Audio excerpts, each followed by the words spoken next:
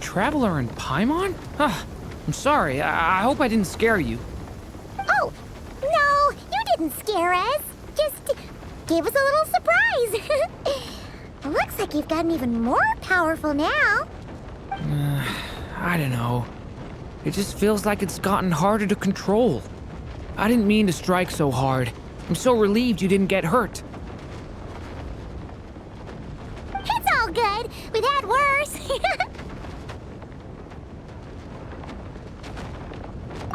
No, don't worry about that. It's been very stable ever since I got this body. Albedo made sure of that. What you saw just now is something that only started happening recently. Maybe I'm still acclimating or something. I'm sure it'll clear up over time. Anyway, what brings you here? Did you need something? Well... The day that the writer and the watcher crossed paths was the day that the magic known as storytelling was born. So, she asked us to come. Miss Alice? Oh, you too? I guess I really do need to work on my impression. Well, never mind that. It's been too long, Mini Durin. And please, that's Aunt Alice to you. I have brought you and the Traveler together here for a very important purpose. It has to do with your mom. My mom?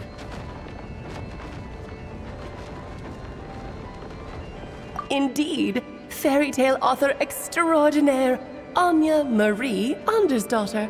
See, I knew this would be right up your alley. Now then, if you'll open the book, I will begin narrating.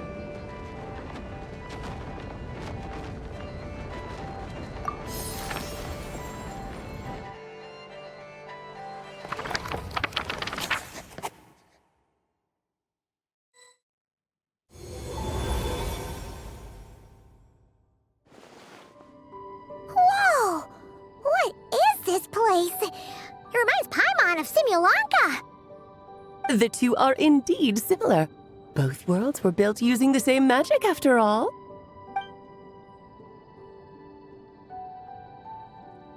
Aha!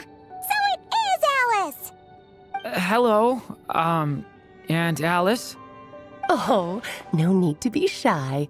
Just think of me as one of your mother's dearest friends.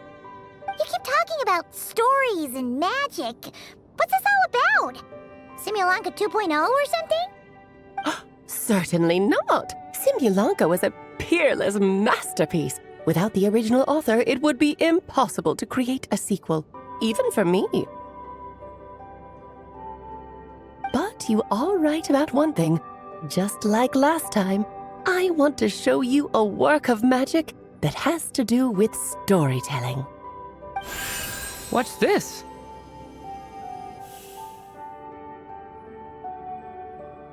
This is your mother's dying wish. My mother's dying wish was a book? Let me answer that with a question. What do you suppose would be a writer's greatest regret. Uh, Have you ever read a book called The Little Witch and the Undying Fire? Oh, and that's because it was the work of more than one person. It began as a little game at our tea parties. Each of us took turns writing the next part of the story. I wrote the first volume, then the other mages took their turns. Em was tasked with writing the final volume and tying everything up. But by the time everyone had finished writing their parts, Em had passed away. Oh, it was a terrible shame. A true tragedy. And that is the answer to my question. A writer's greatest regret is to leave a story unfinished. But all is not lost. I couldn't stand the doom and gloom of it all, so I went ahead and wrote an ending myself on her behalf. Then what's this book? This is the answer your mother gave to the same question. In her eyes, this was her greatest regret. She made me promise that I would bring it to you because she believed the only person who could resolve this regret is you. So my mother's greatest regret is another unfinished story? You could say that. And I guess resolving the regret means finishing the story? That's one way to put it. oh, is a straight answer too much to ask for? Her answer was quite the opposite of what I'd expected. But oh, how touching it was. I'd love to tell you what she said, I really would. But that would spoil the plot, and we can't have that. Spoilers ruin everything. Oh.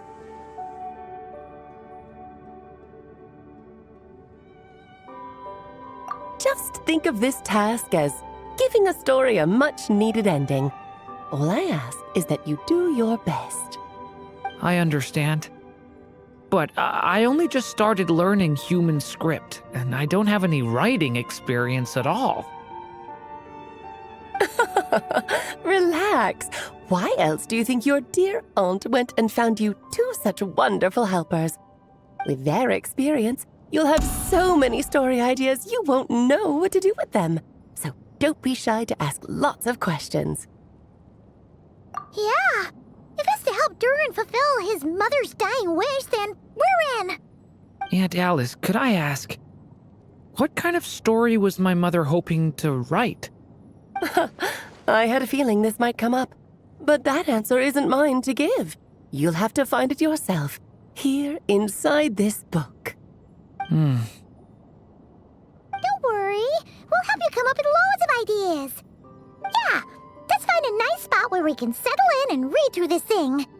We could even get some snacks, too.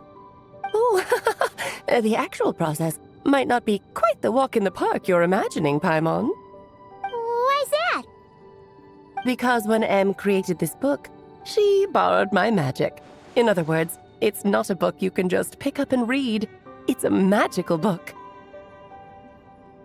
Its chapters are scattered through memories of the past. Gather them all, and the book will show you its secrets. So, where are we supposed to find these memories? Em left a trail of clues for each unfinished chapter. Follow the hints, and you'll find them. Oh, and when it comes to adding to the story yourselves, you'll need to use this. And this is... This, my dear little Paimon, is the ink Em left behind. Infused with a little of my own magic, of course. If you're planning on writing something inside the book, you'll need it. It's extremely precious, so be sure to use it sparingly. This is all that's left. So we need to search for the memories and keep an eye on how much ink we're using. Oh, it just had to be a wild goose chase, didn't it? Perhaps it's just another form of storytelling. Em was ever so creative when it came to things like that. Just think of it as a little challenge your mom left behind. Who knows? There could even be a mysterious prize at the end of it all. I don't care about that. This was my mother's dying wish. Whatever it takes, I'll find a way. Yep. With the two of us by your side, you'll be just fine. Okie dokie. That should be pretty much all you need to know. Oh, and once the story's complete, do let me have a little look-see, okay? I've read everything she ever wrote, so naturally, I can't miss this one. Yeah. Most of the time, you're pretty hard to pin down. Don't worry, I'll know when you're finished. Just wait for me to reach out. All right, off you go. I can't wait to hear how the story ends.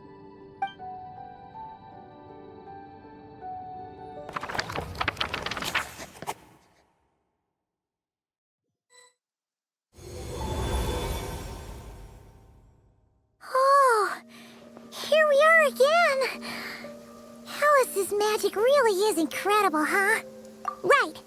Alice mentioned we should be on the lookout for clues. Huh?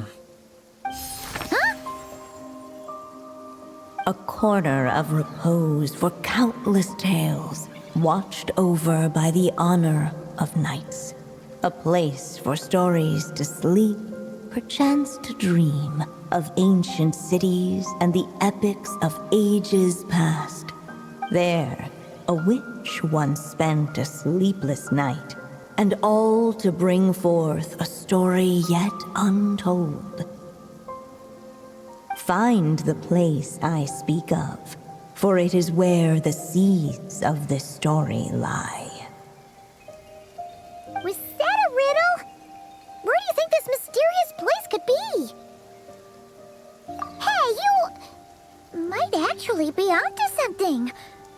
Guess that means we need to head back to Mondstadt? I had a feeling that's where we would be headed.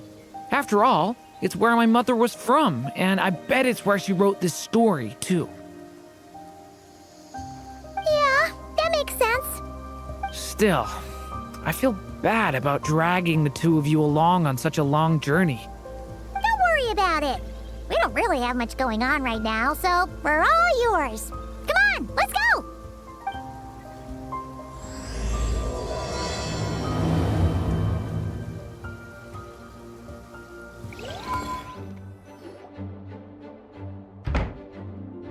Back in the Mondstadt library, huh?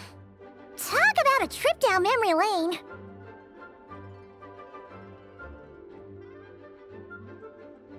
So, we're supposed to find the seeds of the story, right? What do you think that means?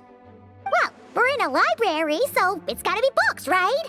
But seriously, there's so many here. How are we supposed to know which ones we need? Making a racket in a library? You should know better than that. Lisa! Oh, sorry about that. Now, who do we have here? Ah, my golden-haired cutie. And my little horn cutie, too. Sorry, Miss Lisa. I know you taught me to be quiet in the library, but Paimon was just trying to help. Please don't be too hard on her. Well, it has been far too long since we saw each other, so I suppose I can let it slide just this once. Back when he first arrived here, poor Jean wasn't sure what to do with him, so I stepped in to lend a hand. I figured if I can handle a boy raised by wolves, then teaching one who's part dragon should be a walk in the park. Nice! Sounds like Durin was welcomed with open arms. Why, of course. Now, let's save the reminiscing for another time. I'm sure you're here for a reason. Did you need to borrow some books? It's kind of hard to explain. Maybe you could take a look at this. Oh?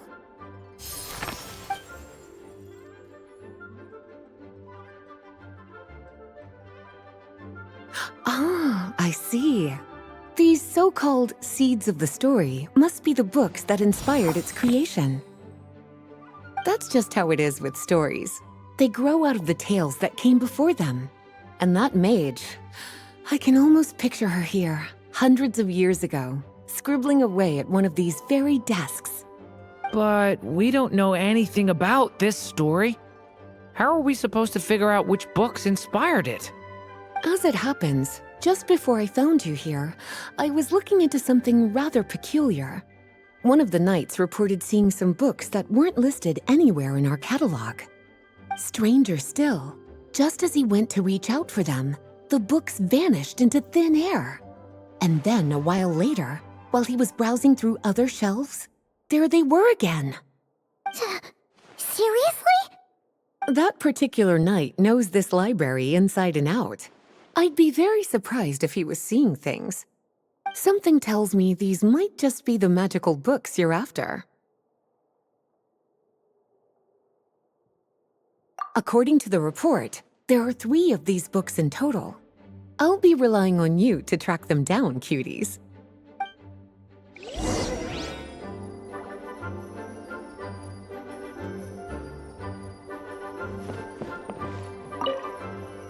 Well, did you manage to find them? Seems like there's still some missing. Why don't you try checking the other shelves?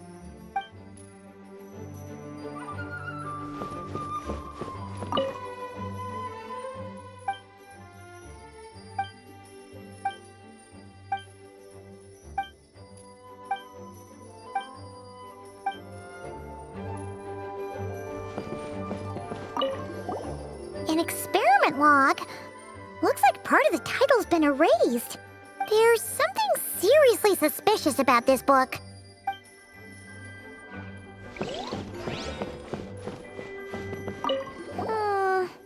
Let's hang on to this one for now. Could be one of the ones we're looking for. It's one of M's, after all.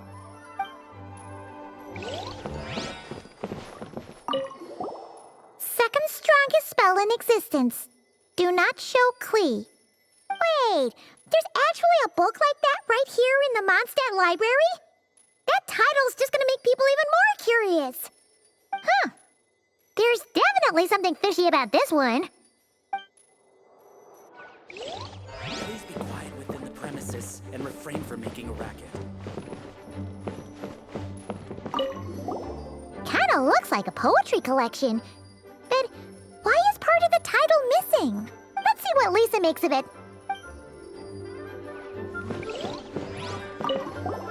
Oh, wait! Did Klee write this one? Should this even be here? We better show it to Lisa.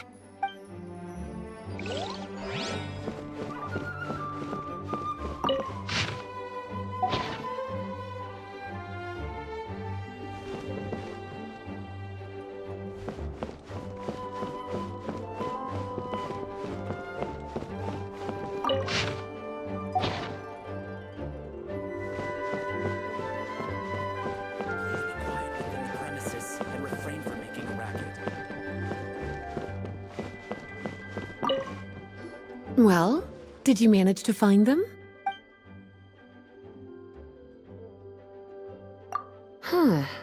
This book definitely doesn't belong here. Yeah, we can tell just from reading the title. Albedo was the one who brought it in. He suggested I place it on the restricted list and keep it sealed away. Why? He said it's full of forbidden alchemical formulas, some of which could even result in the creation of dangerous monsters. Apparently, the danger it posed was so great, he didn't even feel like it was safe to carry around or keep it in his workshop. Really? Definitely sounds like it shouldn't be here then. Still, if that maid read this book too, it must have been written a lot earlier than I'd imagined. Well, did you manage to find them?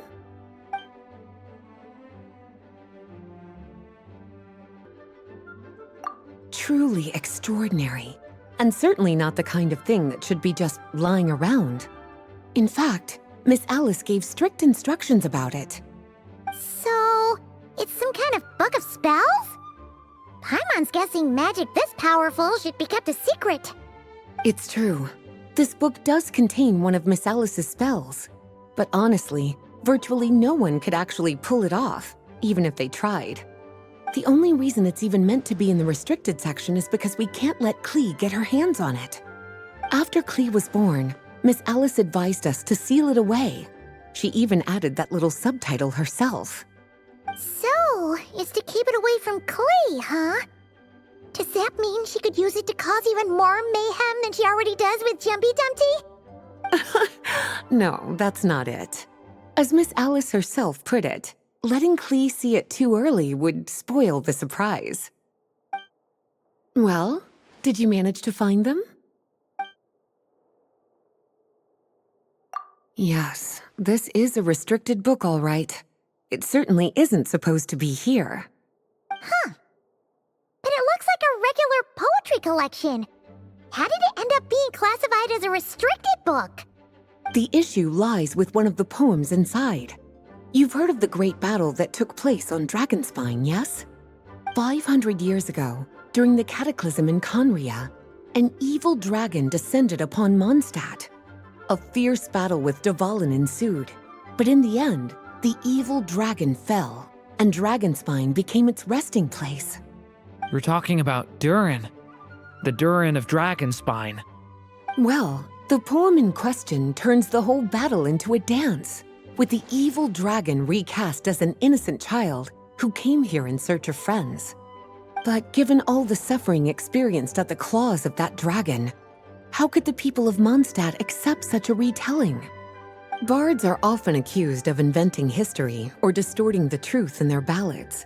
But this one hit a bit too close to home. And since the knights back then were unable to track down the author, they decided to ban the entire collection, blot out the title, and seal it away for good. So the version in the poem, it was all a lie? I'm afraid that question is something only the dragon himself could answer. Well, would you look at that? Seems like these are the little troublemakers you're after. And all three just so happen to be forbidden texts. What kind of story requires reference material like that, I wonder? Forbidden texts? You know, the first time you mentioned that the library had a restricted section, I thought you were just trying to scare us. Are you saying it actually exists? Not really something you should be poking your little nose into, is it, cutie? Sorry. Seeing as it was Miss Alice who asked you to look for these books, I won't question the matter. But they'll need to be sealed away again once you're done, so don't forget to return them. Don't worry, Miss Lisa. I won't forget. Well then, that's all from me. After all that hard work, I think I've earned myself a nice cup of tea. All right, we've gathered all the reference books. What's next?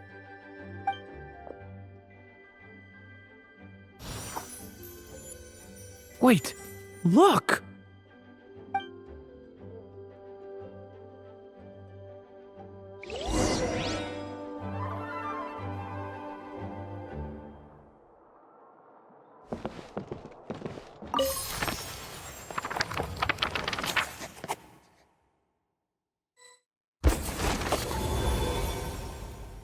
Long, long ago, an evil dragon descended upon the human world, bringing terrible calamity in its wake.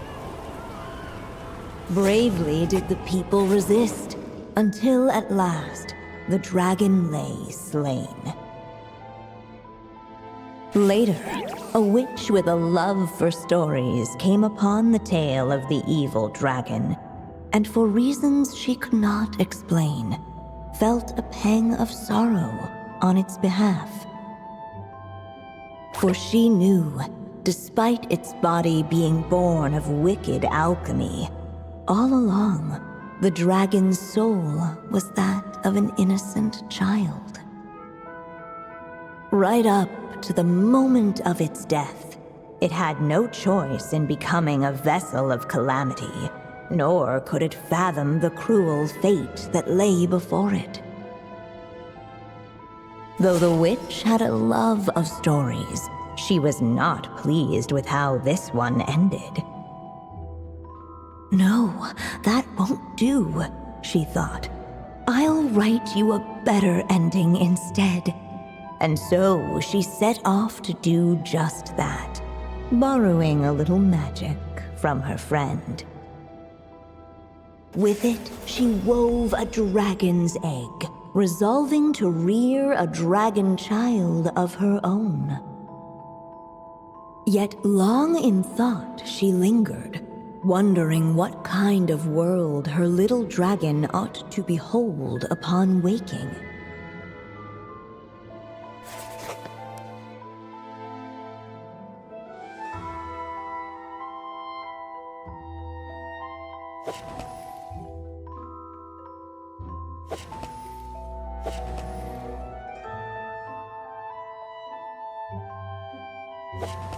At last, she made her mind up, adorning the cradle with a wisp of woodland air. Then, she quietly waited for the egg to hatch.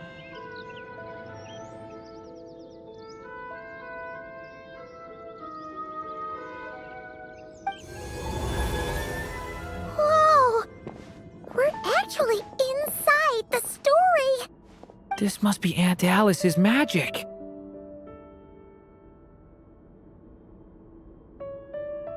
Yeah. A story about me? Why don't we just see where the story takes us?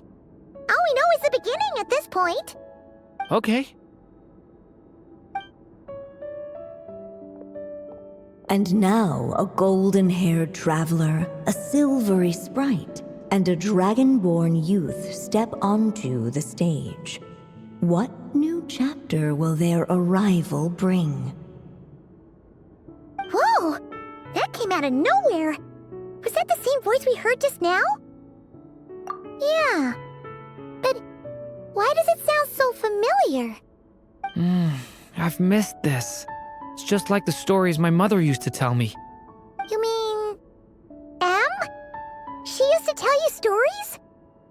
Yeah, she loved it. Back when she was still alive. Sorry, we should focus on what we're here to do. So, now that we're in the story, what's next? The dragon youth wondered aloud. Yet all he could do was wait for the story to unfold. Of course, there's something to be said for helping it along. Perhaps a little exploration could prove fruitful. Oh! Is that a hint?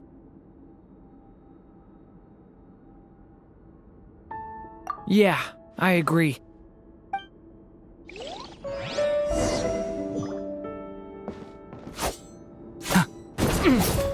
For a...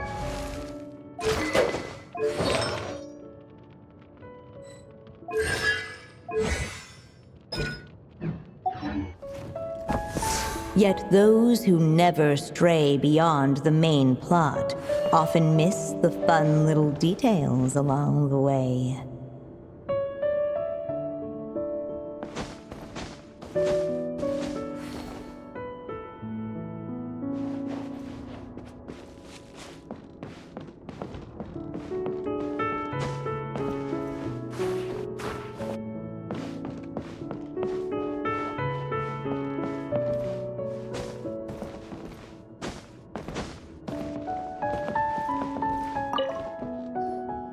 Look at all these books! Guessing the witch did a lot of reading while she was waiting for the egg to hatch. It just so happened a dragon egg wasn't the only thing she was incubating here. Where else might a story be born, if not among books? Oh!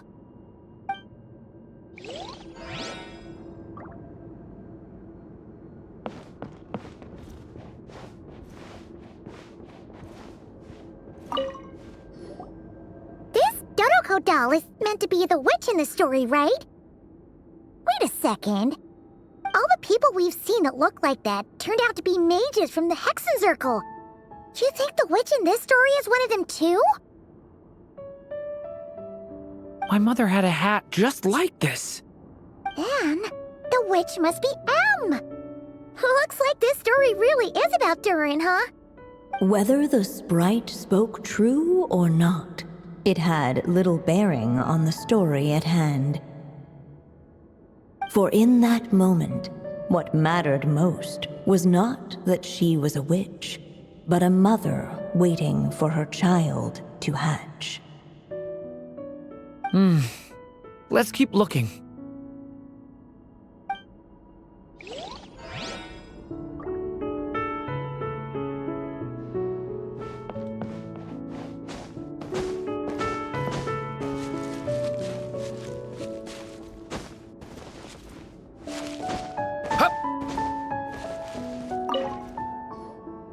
This must be the dragon egg, right? Looks like it's gonna hatch any moment now. So we've got a dragon egg about to hatch, a witch who loves stories, and that evil dragon we heard about at the beginning. Yep, it all adds up. This is my story, isn't it?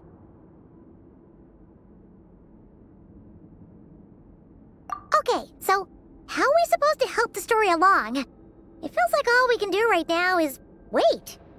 Apparently, it hadn't dawned on the group to look for a way to help the egg hatch faster. Oh, right! We're at the point in the story where we're waiting for the baby dragon to hatch, so that has to happen before the story can continue.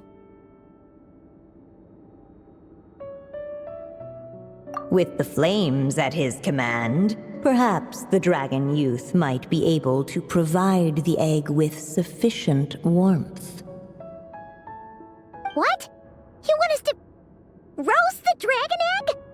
The silvery sprite's surprise betrayed her lack of reading, for in countless tales it is told that only by fire's embrace will a dragon's egg hatch swiftly. Huh, you kinda have a point there.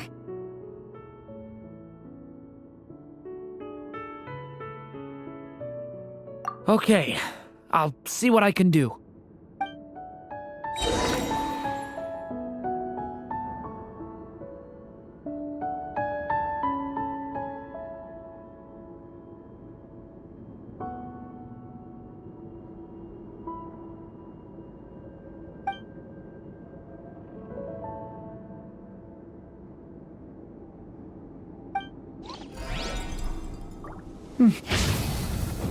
Thunder!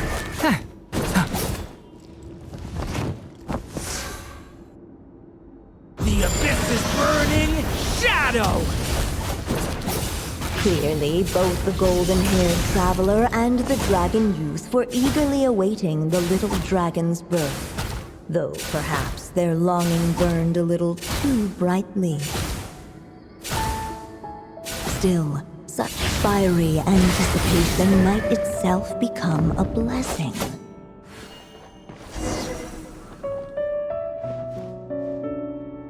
At last, under the witch's expectant gaze, the little dragon broke free from its shell.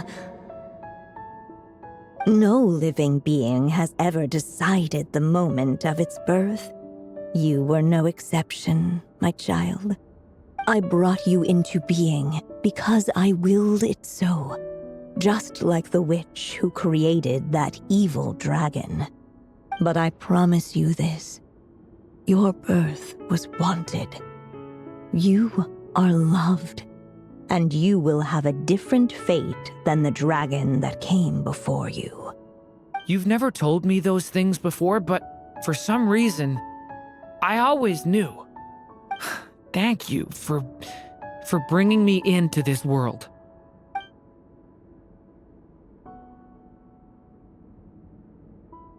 The waiting witch did not feel lonely, for she had 3 visitors by her side.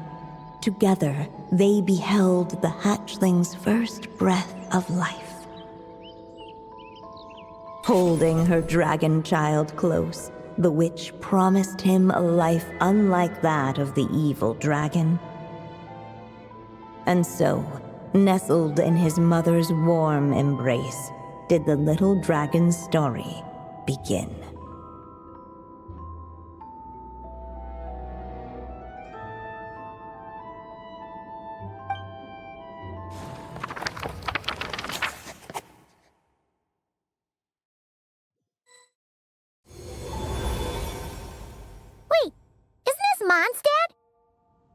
we're back in the real world. Looks like there's more written on the page now and less ink left than before. So, does that mean we've completed this chapter?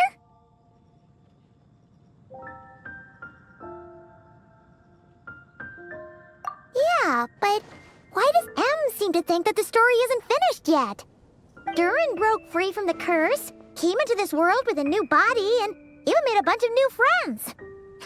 That already sounds like a happy ending to Paimon. True. Everything's always so mysterious with these mages. Guess all we can do is wait for more clues. Huh.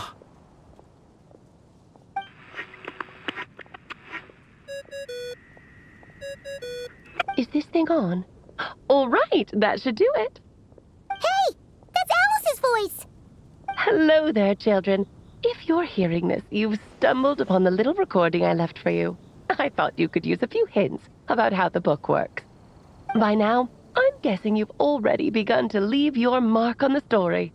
You should know, however, that the book needs time to absorb the ink, so the next chapter's clues won't show up right away.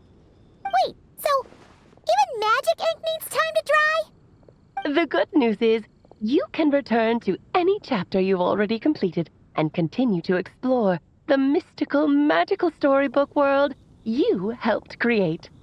Have fun, dearies. Toodles! Oh, man! Paimon was so ready to knock this out in one go.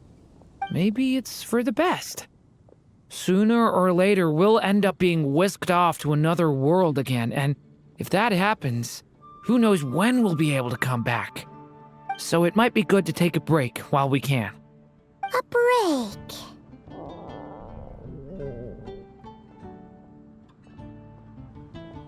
Yeah! Paimon has a sudden craving for the Good Hunter's sticky honey roast. And we happen to be in Mondstadt, so... So let's meet up here later. I need to find Miss Lisa to return those books anyway.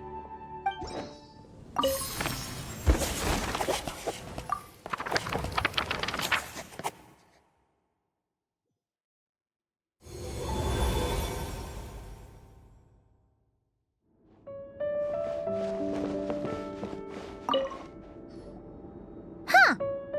Paimon doesn't remember seeing this many manuscripts last time we were here. So, she wrote this many books even after Durin was born? Let's see. Weird. Is it just that Paimon hasn't read enough, or were none of these ever actually published? Wonder which story these are for. Well, looks like a lot of work went into it, so it must be a pretty great one. Aunt Alice said we can return to the story world at any time. If you feel like checking it out again, just come find me.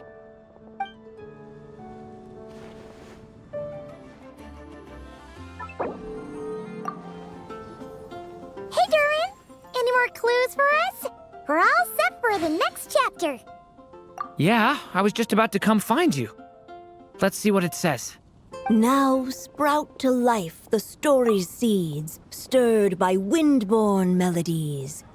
Then on that breeze the music leaves, fading into distant memories. Seek the place where wind and tale entwine, and once there, make 3 riddles into verse, and 3 melodies into song. For in poetry and song will this story start to blossom. Come on! Another riddle? All that talk about wind and melodies? What do you think the answer could be?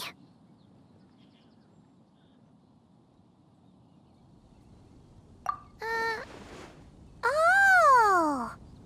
Care to elaborate? Wind, music, poetry. Tone-deaf bards gotta know the answer. You mean Lord Barbados? Albedo introduced us when I first arrived in Mondstadt. I mean, someone like me was bound to catch his eye sooner or later. It's better that it's out in the open anyway. Now, how should we track him down?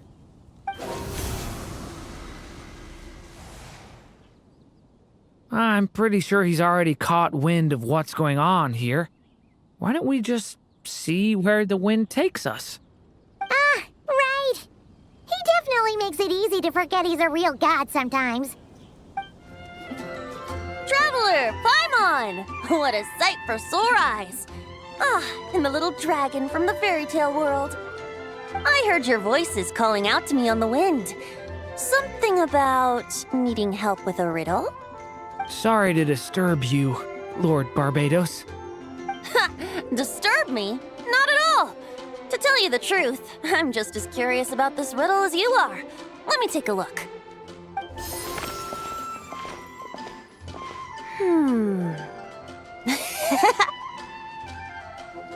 What is it? Did you figure out the answer? 3 riddles and 3 melodies. That sure takes me back. The answer you seek lies hidden in memory. Looks like running to Tone Deaf Bard was the right call after all. Long ago, those mages came to Mondstadt, seeking to test their strength against mine. But I replied, let us make music, not war, and resolve our conflicts through song. So I strummed my lyre and sang them this verse.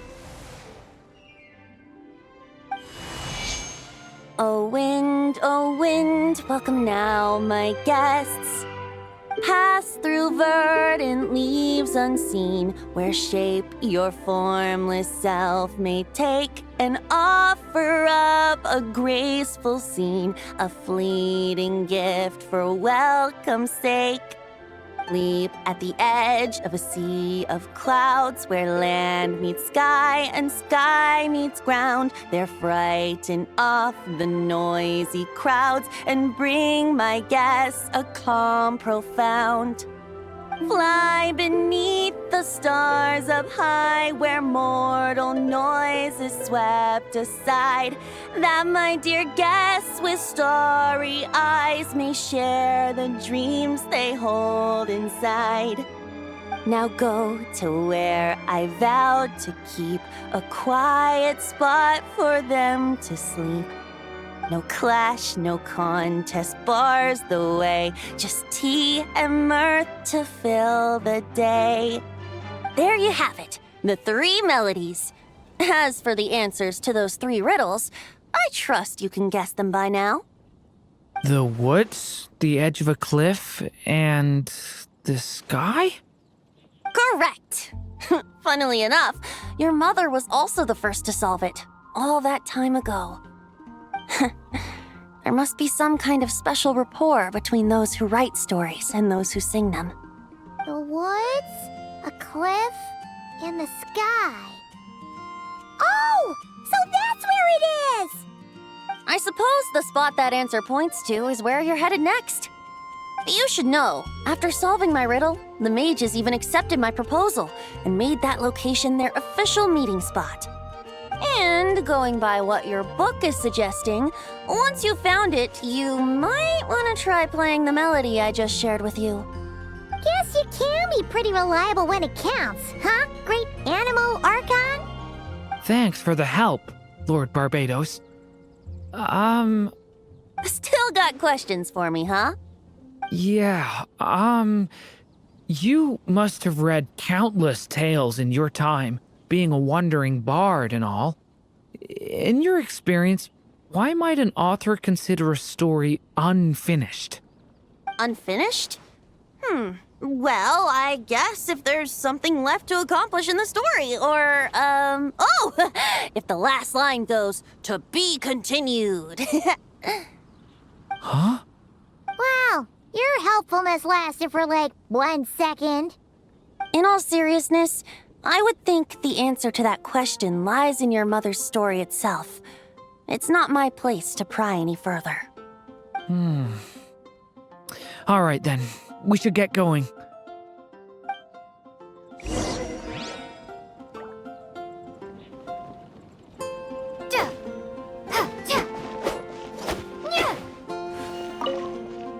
I wonder when their next meeting will be.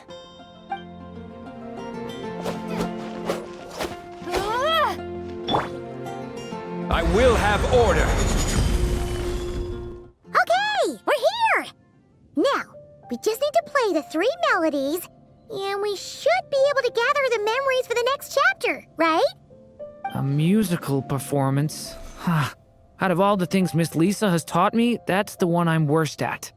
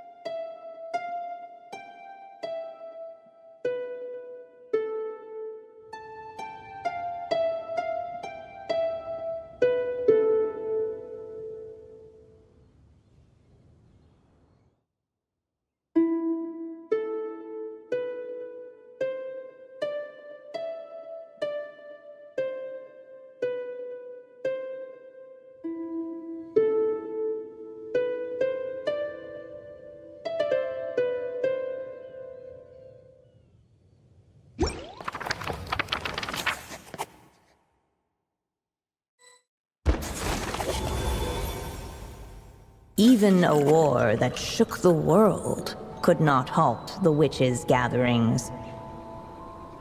Yet even so, with the passing of time, 3 of their teacups no longer came to be set. The witches did not linger long in sorrow, for the Story Witch had brought glad tidings of her own.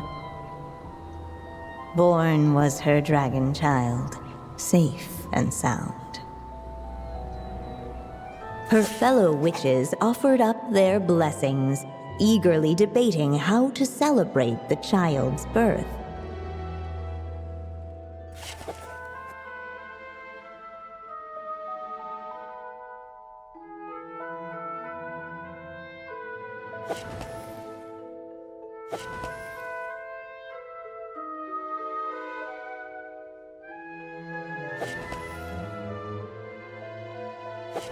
In the end, they settled on the most vibrant balloons they could find. After all, what could be more joyous than the arrival of new life? And so, the witches' gathering turned into a birthday celebration.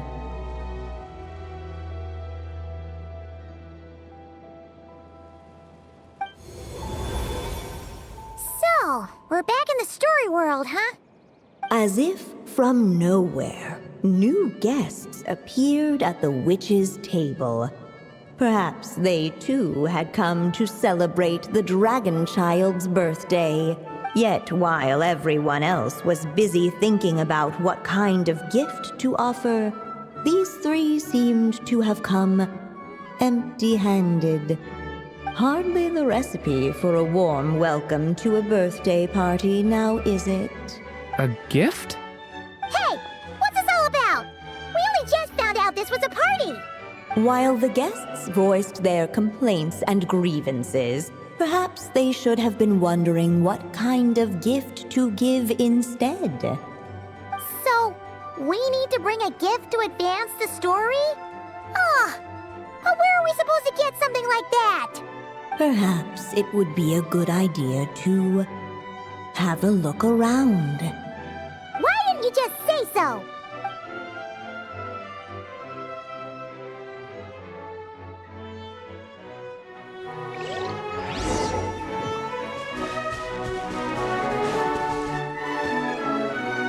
Hey, could we use these as gifts, maybe? At last, the guests found something to give the dragon child. Guess that's a yes then. Which one should we go for? Still, the guests wondered, what kind of gift might the little dragon really want? Should they put a warrior's sword in his hand and send him out on an unstoppable quest to save the world? Or perhaps a wandering hero's slingshot and the promise of a life of endless, uncharted adventure. Or maybe even a scholar's tome and the chance to take on all the world's unsolved mysteries. Okay. Wow. That's a lot of pressure all of a sudden. Oh yeah! Technically, we're actually picking a gift for you. So, which one would you prefer? You want me to choose? Wow, this feels kinda special. How come? For as long as I can remember, I've spent most of my time living in the stories my mother created. I always thought my mother had everything written out for me already, just like the toy figures in Constellation Metropole. What I wanted to do with my own future. Huh. That's something I've never really thought about. What did I want back then? This is the first time I've ever asked myself that question. Sounds like this is the perfect opportunity to answer it then. It's been a while since you left Simulanka, and after everything that's happened, it might be about time to start thinking about your future. Then let me give it some thought.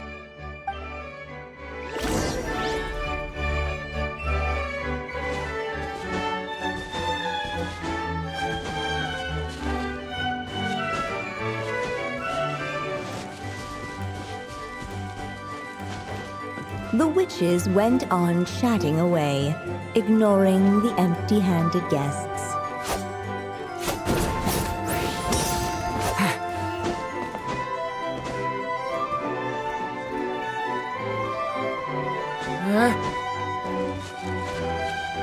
No mark had been left on the page ahead. The group found themselves unable to move forward.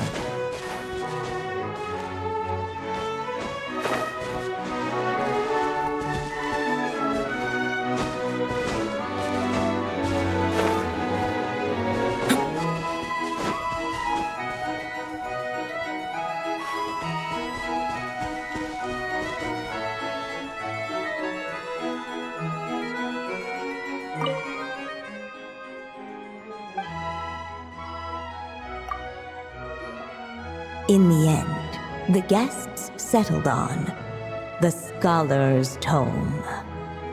So you're the scholarly type, huh? I just feel like I should learn more about the way the world works. What makes you say that? I'll give you an example. Did you know that in Mondstadt, using fire to catch fish is a punishable offense?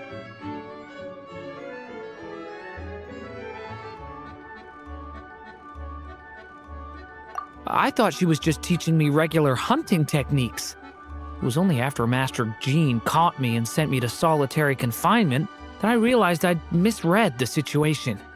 So much of what's considered common knowledge in your world just wasn't in Simulanka. So I have to learn, or I'll keep causing trouble for everyone else.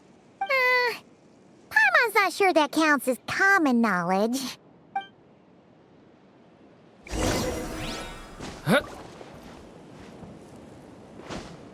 Huh? Alright. They should let us in now that we've got a gift, right? Hello there. Brought a gift this time.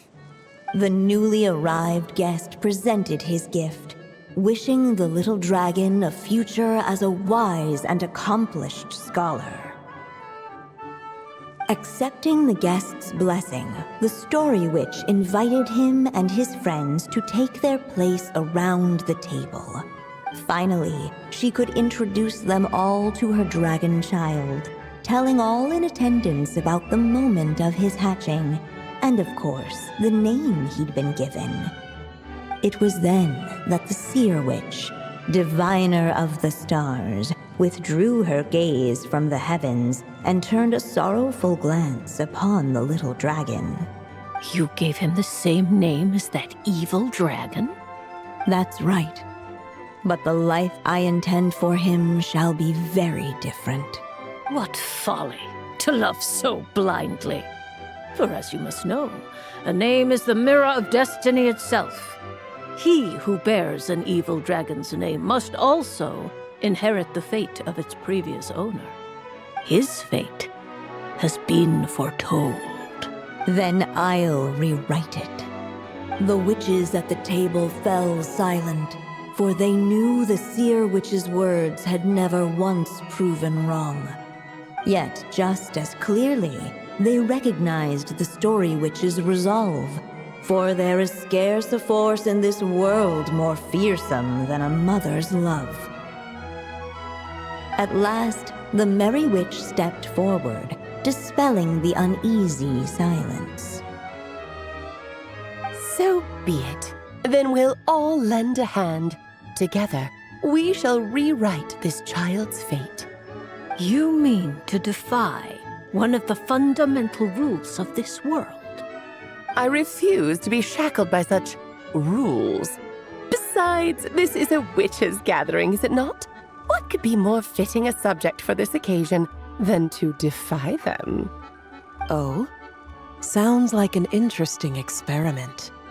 I suppose, were we to succeed in this endeavor, we might bring a touch of wonder to this otherwise dreary sky of stars. The merry witch finally talked them all round, just like she had done many times before. Warm and strong as the sun she was, so much so, in fact, that those who her light shined down upon had no choice but to bask in it. And so the witches readied their gifts, 3 marvels of the cosmos. For this child, I shall decipher the ravings of the heavens and lay bare before him the trickery of fate. For this child, I shall leave a formula powerful enough to unravel the very origins of this world, that he may seek another solution for the conundrum of his life. For this child, I shall call upon wondrous magic to make possible his impossible wish. All the story witch had was the pen in her hand, yet with the love that flowed from it, she resolved to bring forth a marvel of her own. For this child, I shall leave behind the last story I will ever write, and with it, a path to an ending yet untold. With the witch's blessings given and received, the little dragon's fate at last began to turn. In the midst of the dragon child's birthday celebration, the seer witch proclaimed her prophecy. The child had been given the evil dragon's name, and with it, the burden of its fate.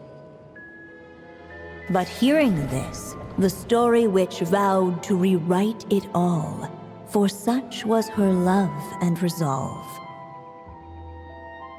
And so the other witches offered their gifts in turn, marvels as rare as any in the cosmos. Together, they sought to test one of the fundamental laws of this world, in part to support a mother's love, and in part to sate their own curiosity. Oh, and I almost forgot. Our new guests came bearing blessings of their own. Who knows? Perhaps this extra dash of wisdom might be all the little dragon needs to change his fate.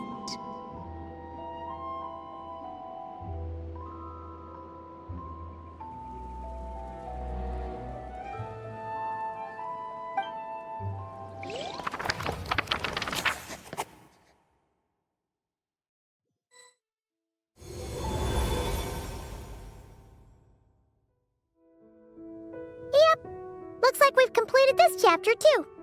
Those witches in the story were the mages of the Hexen Circle, right? They sure seem to care a lot about you, Durin. But, Paimon kinda had trouble following their conversation. Just a bunch of mystery, as usual. The evil dragon's fate. Oh, is that what you're worried about? But didn't we already take care of that? Ah, the mages must have had a hand in that, too. Also, I was just thinking, which part of the story are we even meant to be completing? Oh, it feels less like we're filling in the gaps and more like we're adding something new altogether. But we use the ink, right? And the book hasn't given us any more clues, so that must mean our task is complete. At least for now. Yeah, I guess we're doing something right. Maybe I'm overthinking things. It's just, this is my mother's final wish, so I don't want to mess it up. Anyway, thanks for all your help. I'll let you know as soon as the book reveals a hint about the next chapter. Okay then. See you in the next chapter.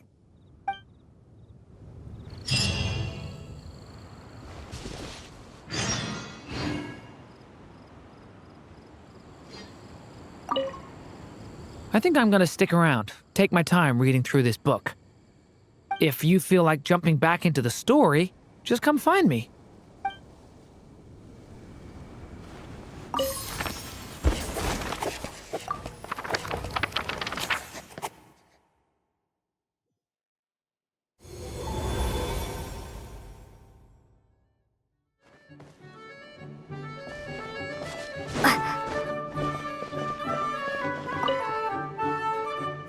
Late, the tricksy witch has nearly the entirety of the snowy lands in her grasp. Now none but the Tsar can command her submission. Such a pity that she can no longer spare the time to join our gatherings. Tell me, does the Wander Witch still roam among the stars? Who can say how long we'll have to wait for her return? I had hoped sharing all the fun little stories from our gatherings might entice her to remain. Then how about the Memory Witch? Does she still walk the mortal realm? Yes, she has that secret mission of hers to accomplish, so she couldn't make it to our gathering. But she doesn't seem to regret her choice, so naturally, it's not my place to pry. As rare a chance to gather as this. And yet, almost half of us are absent. Cheer up. At least you came with good tidings. I suppose I'm just feeling a little sentimental. After all, there will come a day when I, too, am among those absent at these gatherings. Hey! It's a letter from Durin! He wants to meet us in Mondstadt. Sounds like the book must have given us a clue about the next chapter. Some say the god of fate calls the outcome of every dice roll before it's even made. And that's why the secret to winning a lot of games is having that god on your side. Your luck is amazing, Kaya! Your turn. Give it another shot. Fear not, O Crimson Dragonborn, for I, the Princess of Ertalang, have bestowed upon you the benediction of the midnight hour, and with it you shall surely smite this usurper. Mein Fräulein means to say she's rooting for you in secret. Oh, and that you must, at all cost, defeat the one who snatched her limited edition card back.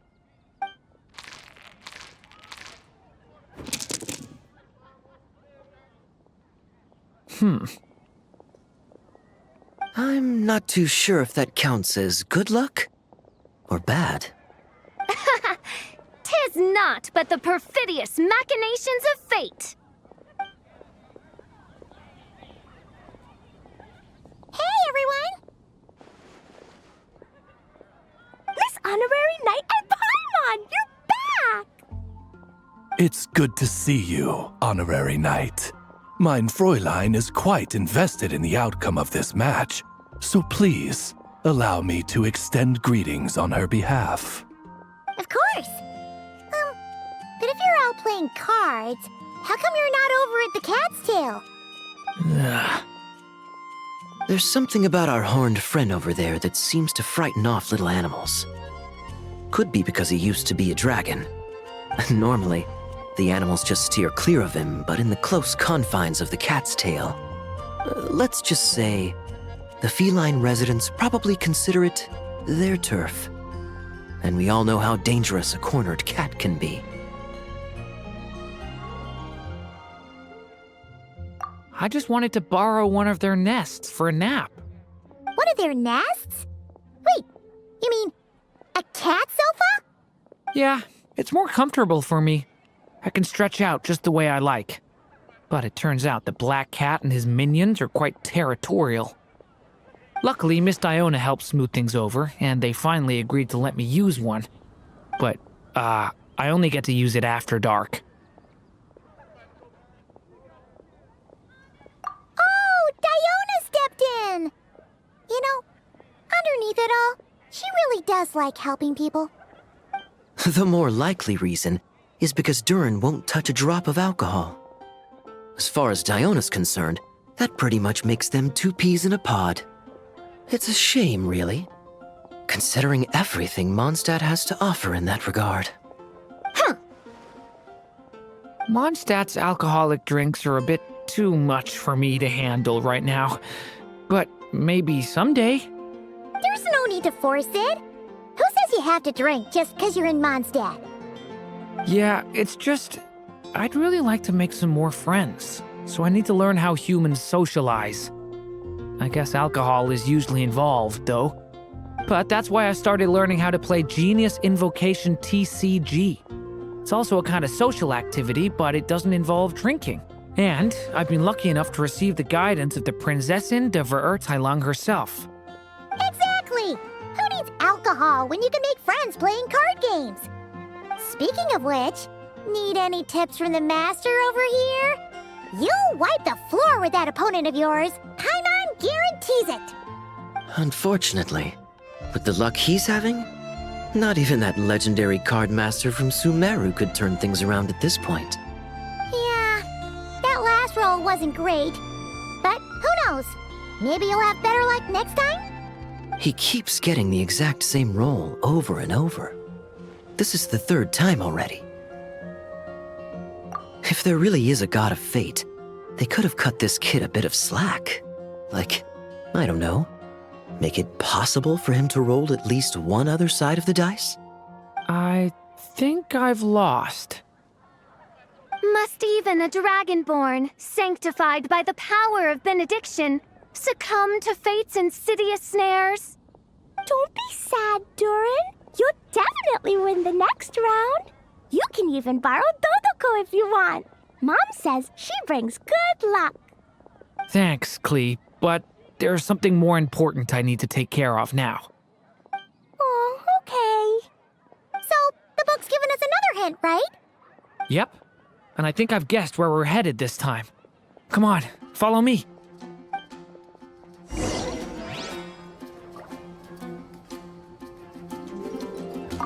Not every day you're back in Mondstadt, huh? Care to grab a drink if you're free?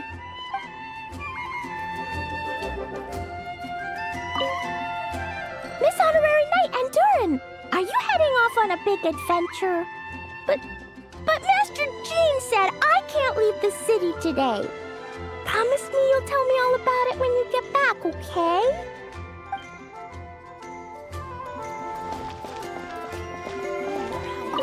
So be it. Such are fate's accursed wiles. In what sort of castle might a storybook dragon dwell? The witch turned to a mighty dragon born upon the wind to seek her answer. From afar, she beheld a solitary castle, standing lonely beneath its wings, and wrote it into words. Its walls kept out the wind and rain, yet also cast a solemn shadow. Enveloped by their shade, the story's boughs were lulled into a torpid slumber and reached no further skyward. So that's the clue. I think we're meant to find a place where dragons live, and this time, in the real world. I asked around, and it just so happens that there's a place like that in Mondstadt. Yep, that checks out. I've heard that the dragon here is called Dvalin, and that he's a magnificent creature. I hope I get the chance to meet him. Wait a second. Do you think having the two of them meet is the best idea? You know, considering everything that happened in the past?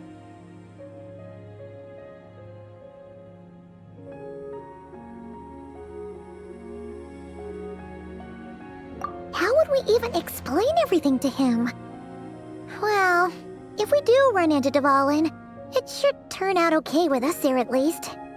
Is something wrong? Nope. Let's go!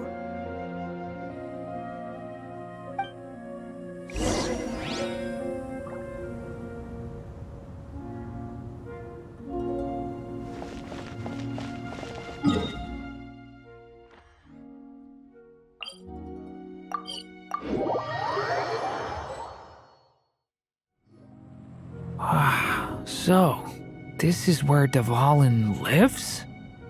Yeah, right into the middle of a raging storm. If you're afraid of getting blown away, Paimon, you can always hang onto my sleeve.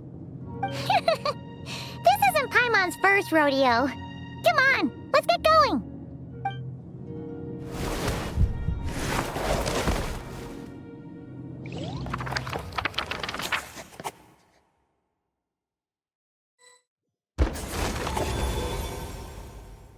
The little dragon grew with each passing day, and the Story Witch, who loved him dearly, built him a big, beautiful castle.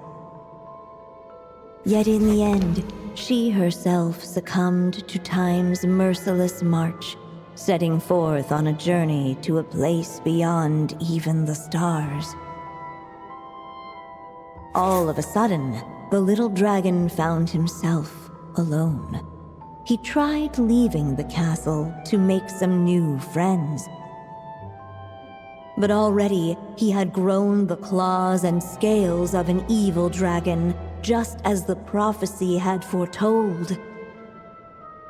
Afraid he might hurt someone, the gentle little dragon hid within the castle his mother had built, and came forth no more.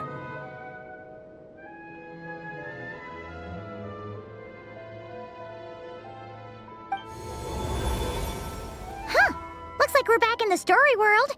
And from the sounds of it, this chapter must be about Simulanka, right?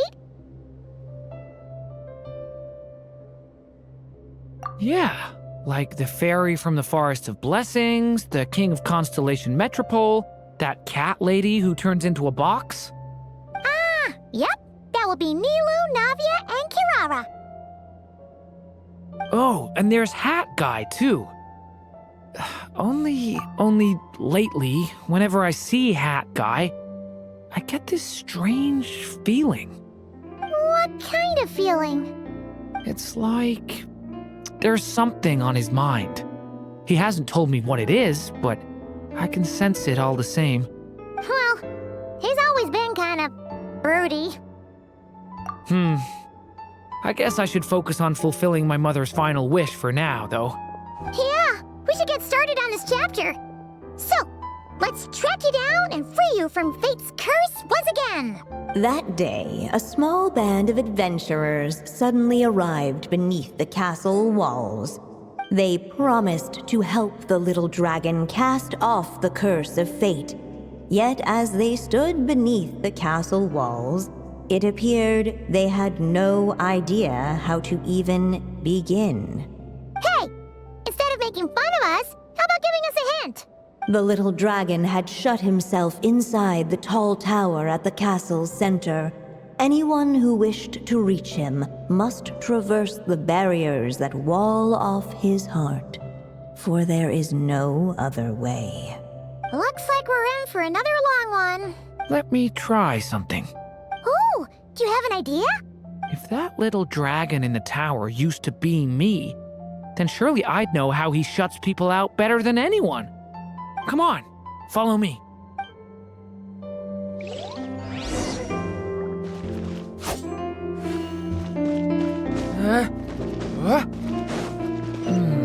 That telescope.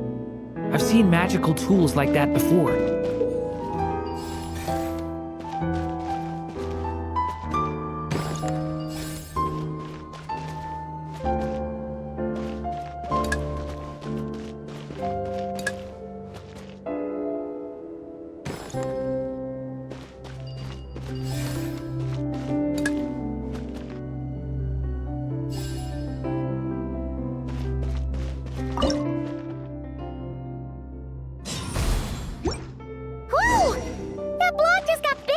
We can get past the obstacles ahead by using these blocks to jump upwards.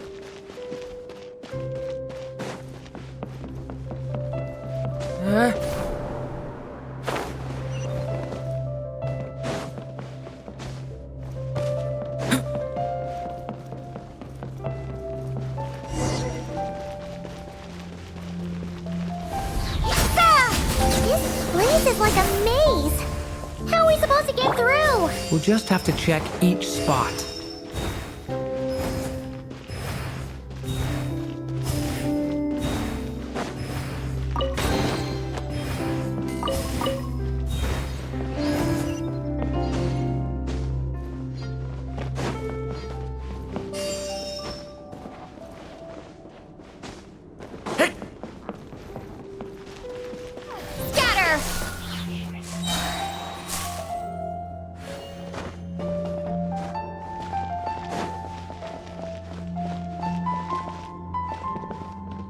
We should be able to use this block somewhere.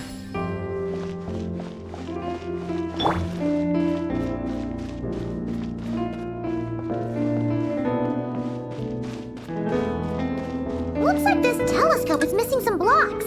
Oh. Let's try the one we just picked up.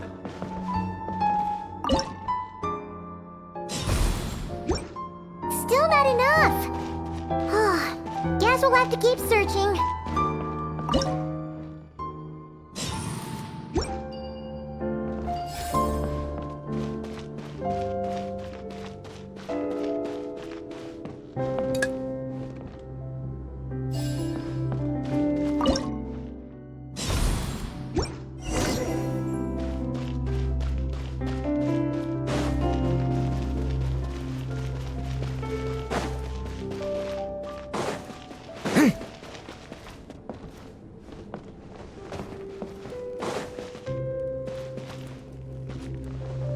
So dark here. Hey, there's a fire over there. Let's go check it out.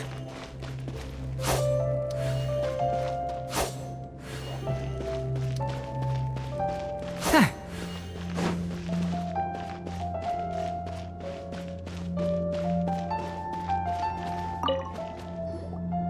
Wait, is that? A little pixie that can fly. Are you here to help the dragon break his curse too? Oh, what's this? More brave adventurers bold enough to set foot in this castle?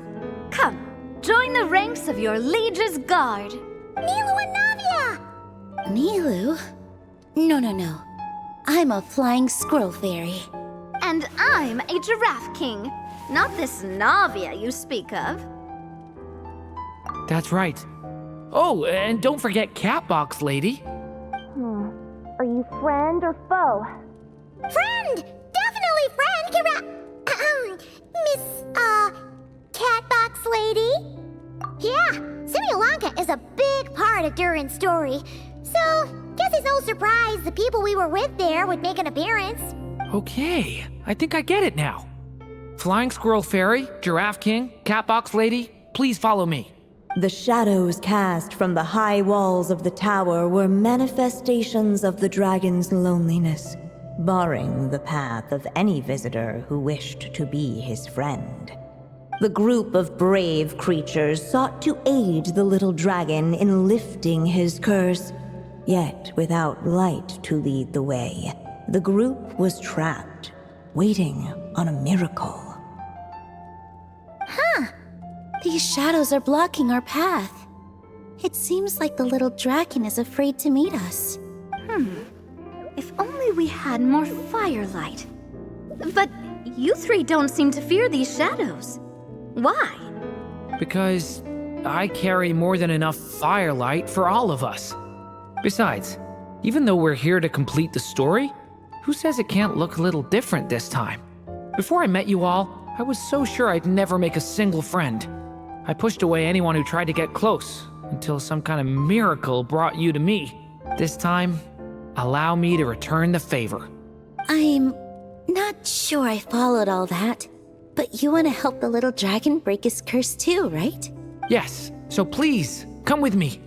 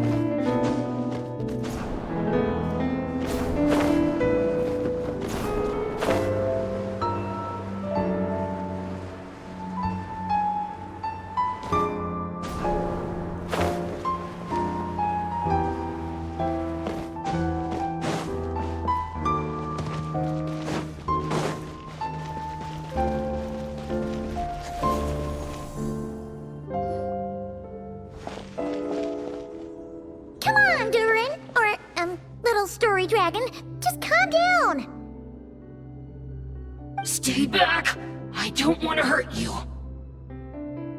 Loneliness and fear had built a cage around his heart, shutting out all who would look upon him. And thus, all the adventurers could see was his shadow. Don't worry, we can help you! Don't come any closer! And that was the last the little dragon spoke. How are we supposed to persuade him if he won't even talk to us? If you can still hear me, please listen to what I have to say. Your claws and scales aren't some kind of inescapable curse, you know? You'll overcome it one day and make lots of new friends. I'm sure you think I'm lying. After all, no matter how many times you've tried to break it, nothing's ever worked. But this time is different. I brought your friends here to see you. Oh, what did you say? Hi, little dragon. I'm the Flying Squirrel Fairy, and I'm here to help you lift your curse. Will you talk to me? And I'm the Giraffe King. Don't be afraid, little one. We're not afraid of you. I'm just a cat in a box, but I'd very much like to be your friend too. These are my friends? Yeah, they're your friends in the future you've been trying to avoid. I can promise you that. They're reaching out, so you just have to ask yourself one question. Do you accept? After a long silence, heavy footsteps echoed from the tower's shadows. But still, the one who made them refused to step forward. Though the cage to his heart had been unlocked, the little dragon remained ashamed of his claws and scales. How can I face my friends like this? Don't worry, little dragon. We're gonna offer up our blessings and make a wish to the goddess of fate to release you from your curse. Yeah, just like last time! Make a wish? To the goddess of fate? At that moment, the merry witch made her entrance. Hello, little one. Don't be afraid. With the blessings of your friends, your wish shall be granted. Alice? Wait, you're the Merry Witch from the story? Correct. It is I, the Merry Witch, creator goddess of this realm. And it just so happens the goddess of fate is none other than my dear friend, the Story Witch. I'm here to make good on my promise to lend her my second strongest spell. With this spell, she'll have the power to create an entire world. So naturally, granting your wish won't be a problem. Provided, of course, you receive your friend's blessings. But before we proceed, I must check something on her behalf. Little dragon, do you accept this blessing? I want to be your friend. So if you're offering, then yes, I would love to have your blessings. Were it not for the adventurer's blessings, this tale might have ended long ago. Thanks to them, another ending was now possible. Yet in that moment, they did not know if this blessing was truly a gift or just another trial in disguise. What? You didn't say a word when we actually needed a clue, but now at a critical moment like this, you turn up and start playing mind games? Another trial. Huh, that actually sounds about right. Be it the fictional problems of Simulanka or unavoidable conflicts in the real world, if you think about it, that's what they've been all along. But if it wasn't for those trials, I never would have met any of you. So, despite all that, I'd still like to give my blessings. That's the spirit! Come on, Durin! Let's help you make your wish come true again! On behalf of both my past and present selves, thank you, my friends. Fortunately, a brave band of adventurers heard tell of the little dragon's story. Determined to lift his curse, they fought their way through countless trials. To help him, they offered up their blessings and made a wish to the goddess of fate. At last, their wish was granted. Shaking off his scales, the little dragon stepped out of the tower's gloom. But his time in the world beyond the castle would soon teach him this gift would bring blessings and trials of its own.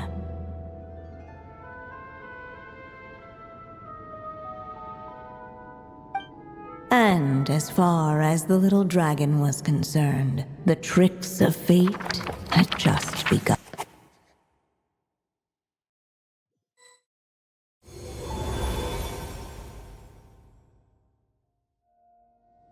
So, Durin's wish came true just like it did before. If this story was written by my mother, then surely that was the last chapter we just completed. Oh yeah! So, in other words, we finished it! Looks like that's a wrap on Alice's task, and there's even some ink to spare. Guess we'll have to wait for her to make contact, like she said. So, my mother's final story has finally come to a close. Sounds like you're a little sad to see it end. Back when I was still living in Simulanka, I was always under the illusion that my mother had never truly left. Every day I spent immersed in that world. It felt like she was right there by my side, still reading me bedtime stories. But now... Durin! That's right! And you've got so many other friends waiting for you back in Mondstadt! Yeah. Speaking of which, after all that flying around, Paimon's starting to feel hungry again. So, why don't we head back to Mondstadt?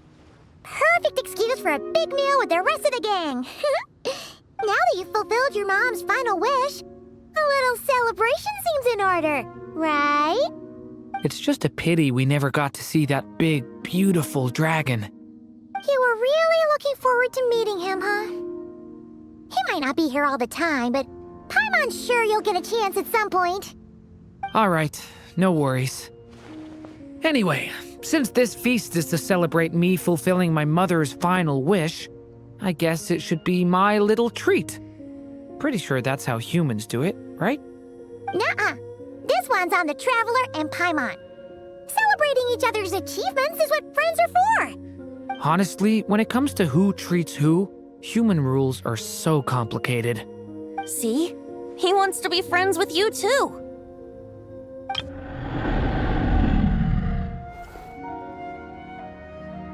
But the moment hasn't come. At least not yet. In any case, the story should have a better ending this time, don't you think?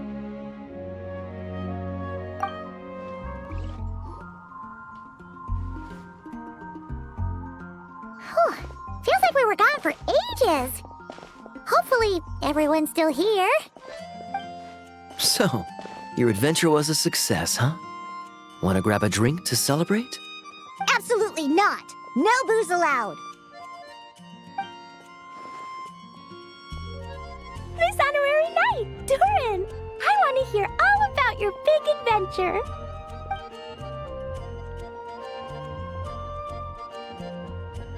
We're gonna order a big meal for everybody first. We'll talk while we eat.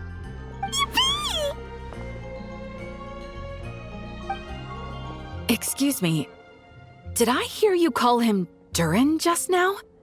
But wasn't Durin the evil dragon that fell on Dragonspine? Come on, miss! This Durin isn't that evil dragon from Dragonspine.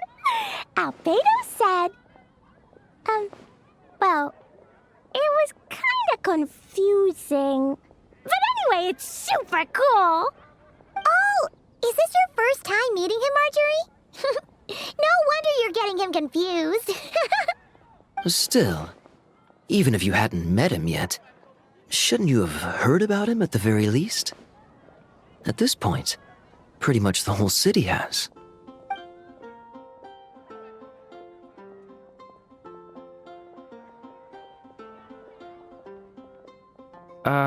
Why is everyone... So, what exactly is his connection with the evil dragon? Wait, but those horns on his head... Surely he's not a... Did everyone just forget about Durin? No, that can't be.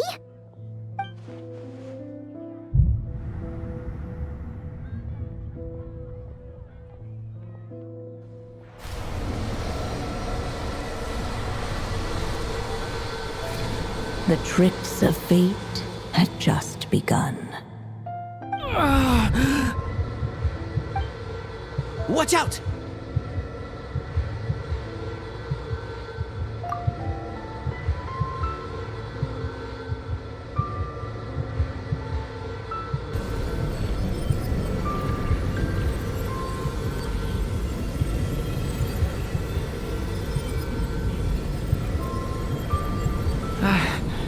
No one got hurt.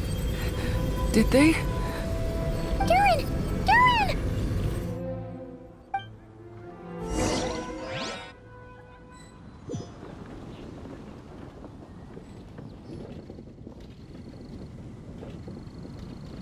I just had Barbara check him over. He's not badly hurt, but he seems to have burned through a lot of energy fending off some kind of dangerous power. He'll need some time to rest before he wakes up. So, can someone explain what's going on here? It seems like, aside from Durin's close acquaintances, the people of Mondstadt have forgotten everything about him.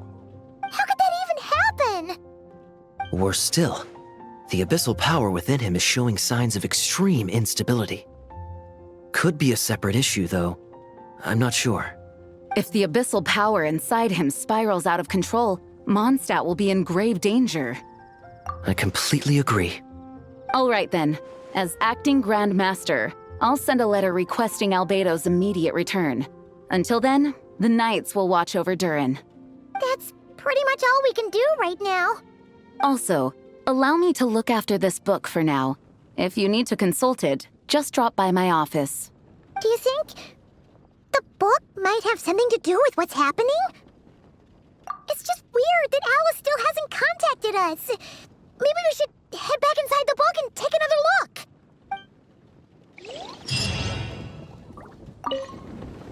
No need to worry. He's stable for now. Klee was really looking forward to hanging out with Durin. We'd better not tell her what's happened to him just yet. I'll have the Knights notify you as soon as he wakes up.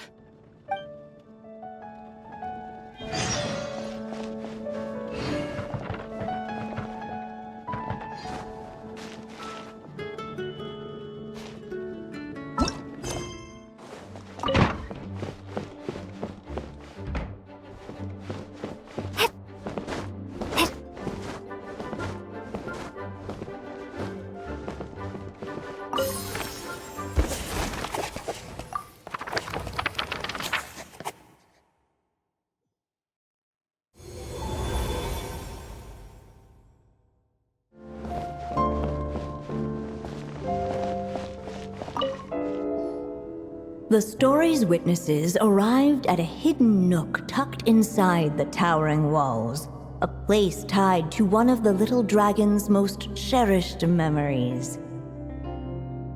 Within those memories lived the friends he made in the castle. Hey! You're all still here! Guess that's proof that Durin's friends from Simulanka really do hold a special place in his heart. Hello again, golden-haired traveler and silver pixie. How fares the little dragon on his journey? What? But I still remember him. I haven't forgotten him either. Neither has this cat in the box. That's good news! At least Durin's friends still remember him. Okay, we'll just have to find a way to help everyone else remember him too. Oh, wait. Are we missing someone? Ah, you mean that stray cat? He doesn't want to see the little dragon. And he's been hiding from the rest of us too. Seriously? What's his problem? He won't tell Durin what's bothering him in the real world, and now he's hiding from him in the story world too. His hiding spot's over there, but he won't talk to us. Maybe you could try instead? Hey, Mr. Wandering Tom! How come you're hiding from the little dragon? You came all the way over here just to ask me that. Ha! So you can talk! You just said it yourself. A lot of people don't even remember him. Yeah? So? So don't let him get anywhere near me. What's that supposed to mean? Hey! Ugh! We're getting the silent treatment again!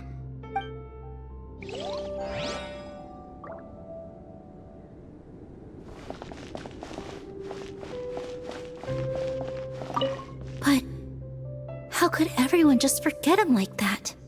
Does he need another blessing? He was bound to face challenges in the world outside the castle.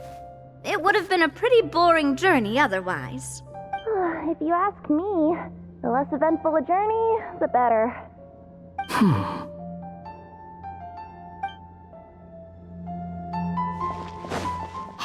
A letter from Jean! Looks like Durin's woken up! Let's go see how he's doing! Jean! Hello, you two. I'm glad you got my letter. Durin's awake and waiting on the bench over there. I'm here if you need help. Just give me a shout. Don't worry about us. We'll be fine. Oh, hey, you two. I just remembered what happened right before I passed out. Thanks for holding me back.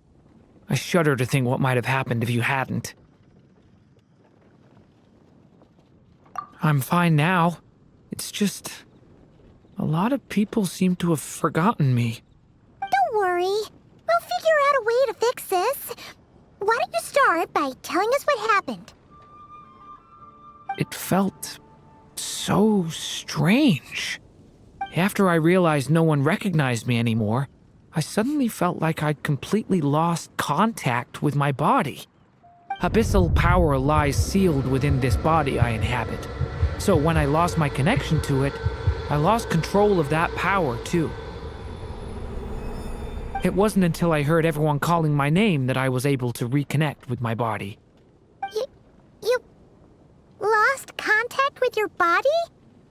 Does that mean there's something wrong with it? Sounds like we need Albedo more than ever. I don't think the problem lies in Albedo's alchemy. Huh. But then, why are people forgetting you? Guess that's what we need to figure out.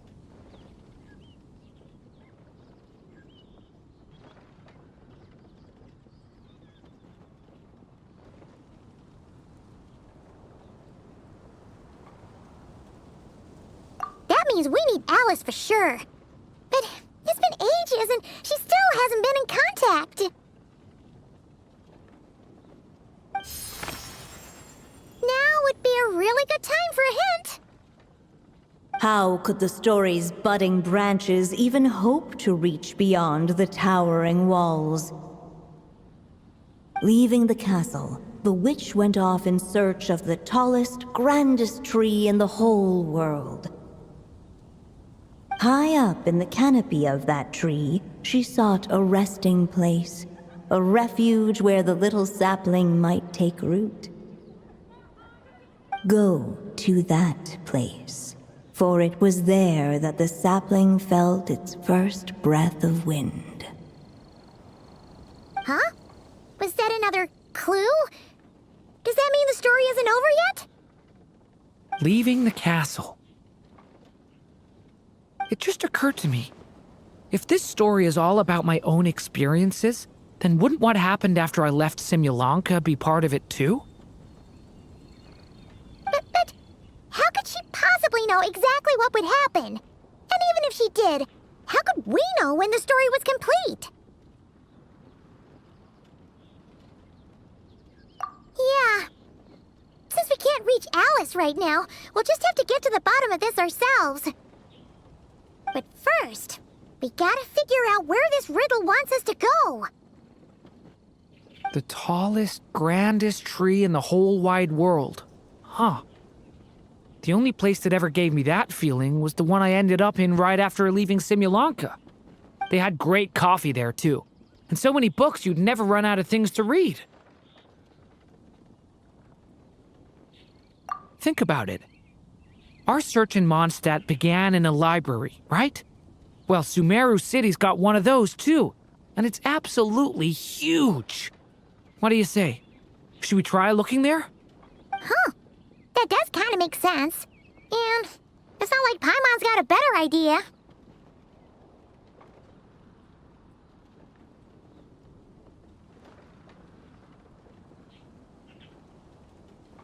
Alright, let's just give Jean and the others a heads up first. Well, it sounds like you've got a plan, so I won't interfere. All I ask is that you stay safe. Albedo won't be back for some time, and until he is, we can't know for sure how dangerous Durin might be in his current state. I'm so sorry about what happened before. Believe me, I'm not blaming you, and neither is anyone else here. If anything, it's the opposite. We're all just worried about you. Worried? About me? Come with me. I want to show you something.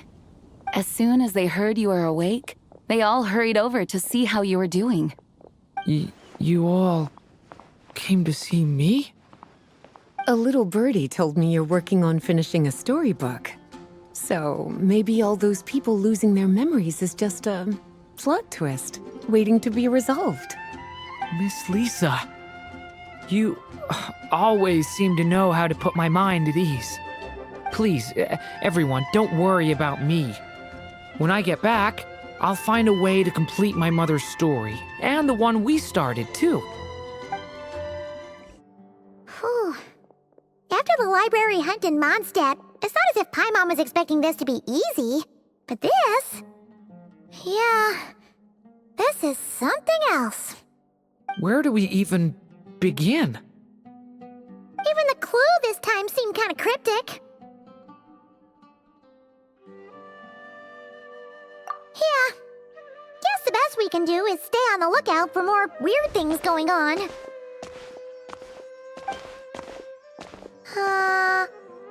Huh? Sorry, what was that? I'm here to return Volume 5. According to the catalog, Volume 5 of this series is not available for loan. I can't accept the return of a book that was never checked out in the first place. Let me put it this way. My copy is complete. Yours, on the other hand, is missing large amounts of content. So you should swap it for mine instead. Sir, you have to understand. Managing a library is a serious business, and we have protocols in place for this kind of thing. I can't just replace an important volume in our collection based on nothing more than your word. Hey, look what the Wandering Tom dragged in. Oh, it's you.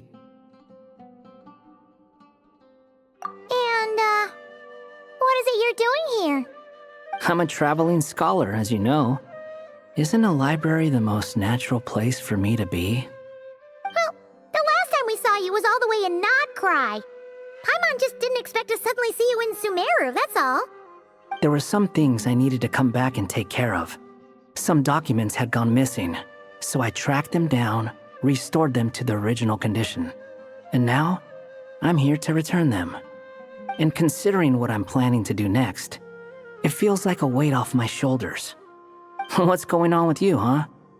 You look like a kicked puppy. Hat guy. Ah, at least you haven't forgotten about me. What's that supposed to mean?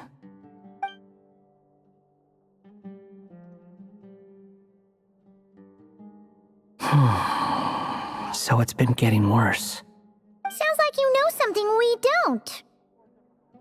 After he left Simulanka, he spent some time traveling Sumeru with me.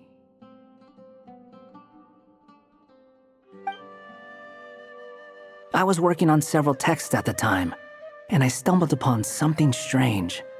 Anytime Durin of Simulanka was mentioned, before long, the record would disappear. Which means, all the remaining records on Durin are about the evil dragon that fell on Dragonspine. How did you even discover that? If I remember correctly, Hat Guy loved the time he spent in Simulanka so much that he started writing a travel log. That's besides the point. The fact is, you're not affected by the ley lines of this world.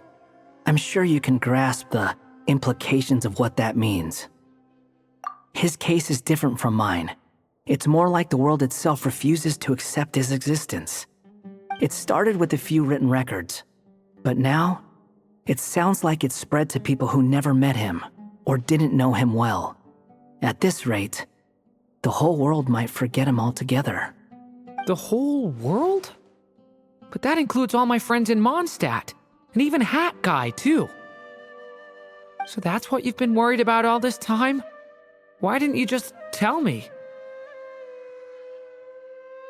There are more important questions right now, like figuring out how to fix this. That mage clearly cared a lot about her child. She left that book behind for a reason. If you want answers, isn't that the place to find them? You think that didn't occur to us already? Problem is, we need to find the memory that unlocks the next chapter first. Mind if I take a look? I just want to know what secrets this book is hiding. Besides, I've run into a bit of red tape, so I've got time. Of course. Be my guest.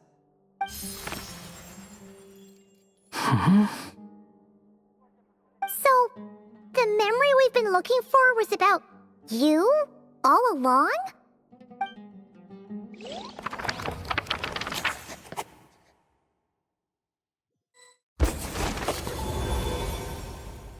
The little dragon became companions with a stray cat with dark blue fur. It was a friendship born of all they had in common. He left his castle at the stray's invitation, setting out to explore the world beyond its walls. There, he grew fond of the outside world, eager to make friends and share the story of his life. Taken by the dragon's story, the stray tried to write it down. But he soon realized that no matter how he tried, it would always warp into the evil dragon's tale.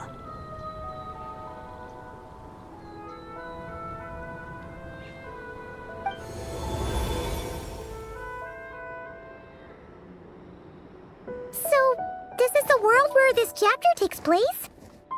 Looks like we're at the top of some kind of gigantic tree. This one must be about what happened to me when I first arrived in Teyvat. No wonder the memory that unlocked it was about Hat Guy. Most of my memories from that period were. Hold on. Anyone want to explain how I ended up looking like this? Maybe you've become a character in the story too.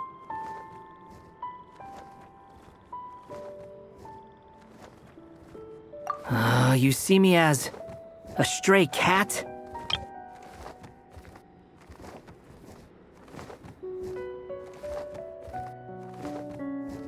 A mom, to be exact. You should count yourself lucky. Of all Durin's friends, your character is by far the most memorable. Maybe it's because I've known Hat Guy for longer, so my impression of him is more vivid than the others. Vivid?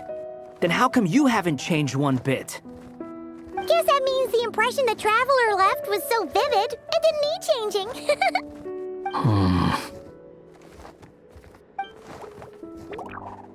Hello, everyone! Ready for today's adventure?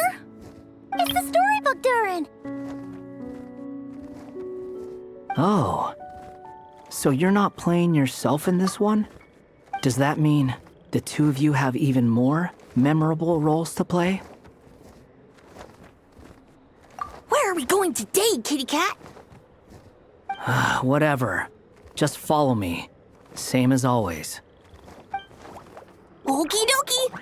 Can we chat along the way? If you have something to say, just say it. Was that seriously how the two of you communicated when you first got here? Yep. Anyway, how do we get ourselves out of here? Usually, the narrator gives hints to help us figure out what to do. Speaking of which, about time we got some of those, don't you think? The story's vines had woven themselves together into a giant tree, the boughs of which a little storyless dragon now paced, homeless among its leaves. He had to find a way to leave this place and set off in search of a home of his own. If he stayed, the world would erase him from its memory altogether. To leave this place? But where am I supposed to go? The little dragon felt completely lost. Just like the vines, the road ahead branched off into different directions, twisting and turning before disappearing into the mist. But as luck would have it, a prophetess waited up ahead. Perhaps she might know where each path might take him.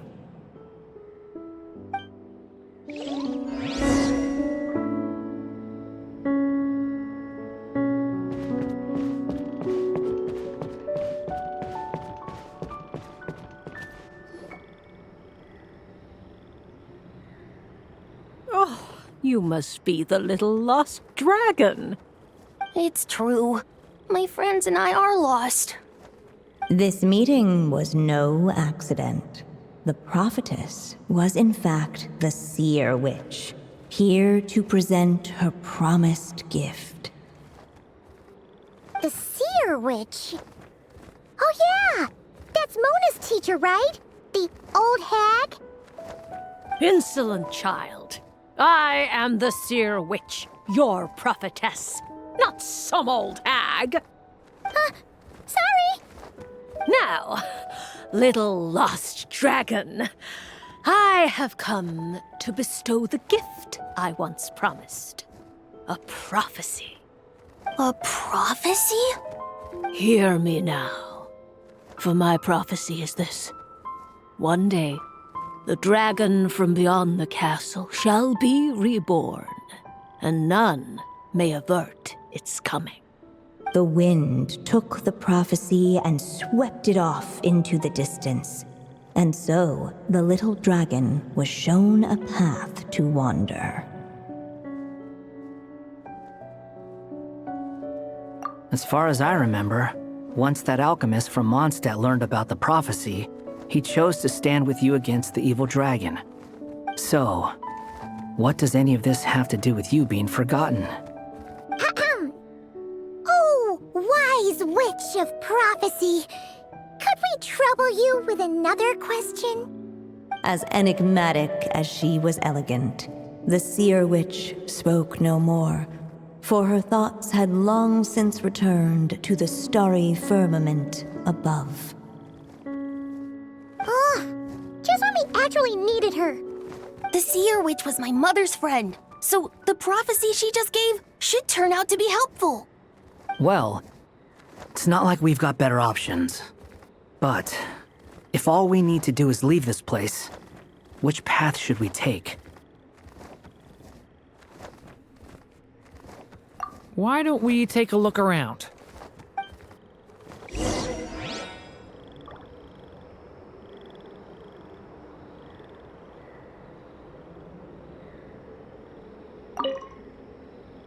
As enigmatic as she was elegant, the seer witch spoke no more, for her thoughts had long since returned to the starry firmament above.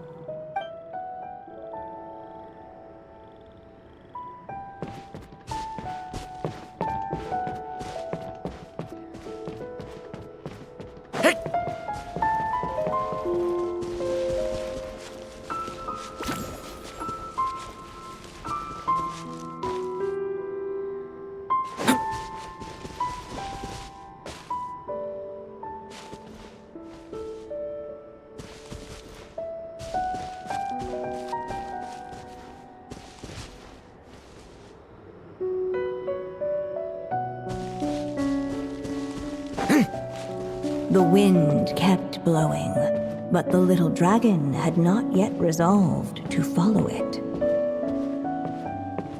Before him lay a foggy path, and where it might lead he could not tell.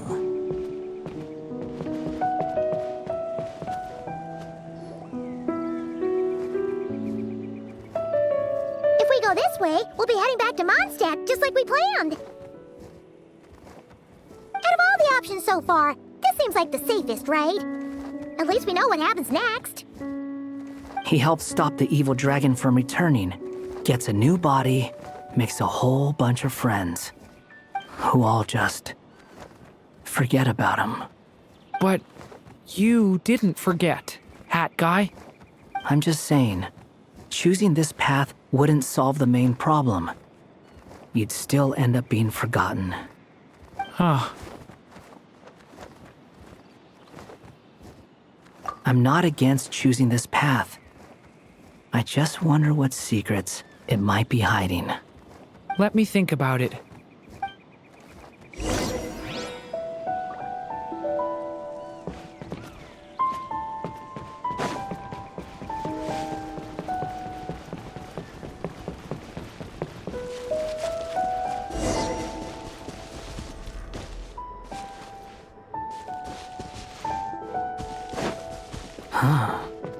Looks like there's another path over here. The secrets he sought led the stray to discover another path forward, though it was overgrown with bristling thorns.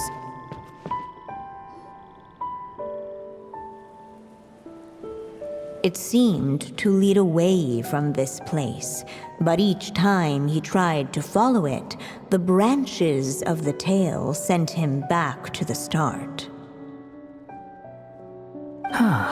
So the author managed to work this book into the story too. I'll hand it to her. This book is fascinating.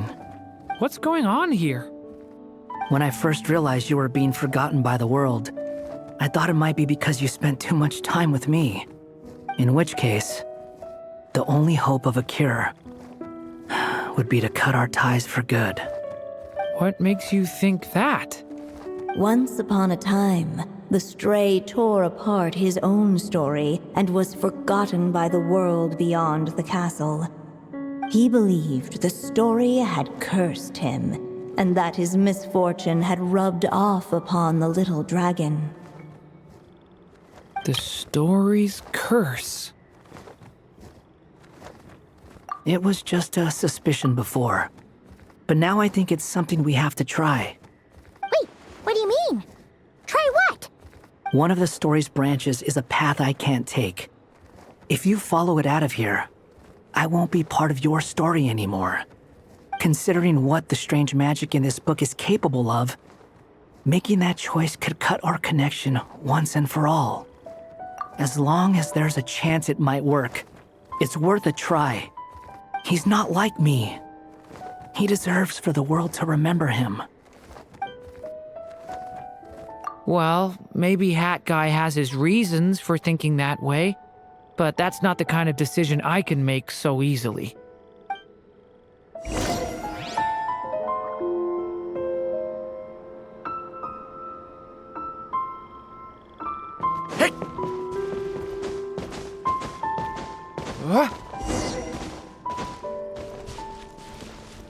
The wind kept blowing, but the little dragon had not yet resolved.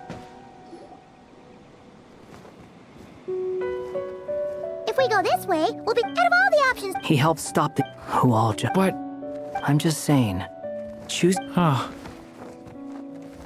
I'm not against choosing this path. Let me think about it.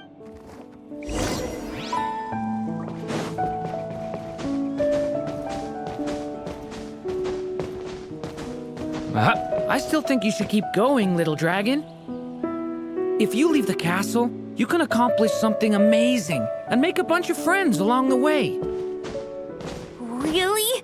Then let's go! Unable to preserve his story, the little dragon wandered astray. Fortunately for him, a certain prophetess had left behind a prophecy to guide him. The wind took the prophecy and swept it off into the distance, and so the little dragon was shown a path to wander. Following the wind's guidance, the little dragon made his escape. In turn, the prophetess affirmed the little dragon's choice, leaving an extra secret as her parting gift. Now that you've made up your mind, I shall keep my promise by explaining Fate's little trick. Long, long ago, the gods of the high heavens gave the world outside the castle a magic of its own. They called it storytelling. It was a magic of almost unshakable power that governed how people met, grew close, and understood one another. Each person had a story meant for them and them alone, one whose ending was written in the heavens long ago. In truth, your story and the evil dragons are simply two versions of the same tale, and that is something the magic of storytelling cannot abide. Beyond the castle's walls, your story cannot take root, for the evil dragon's tale has done so already.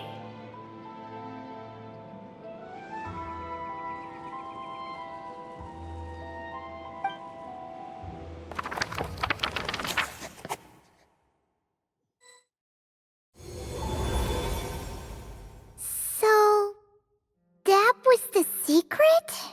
Huh. You still don't get it? Simulanka Durin and Tevat Durin share a special kind of connection. Their fates are mirror images of one another. While they were in two separate worlds, there may have been some mutual influence, but their fates were independent.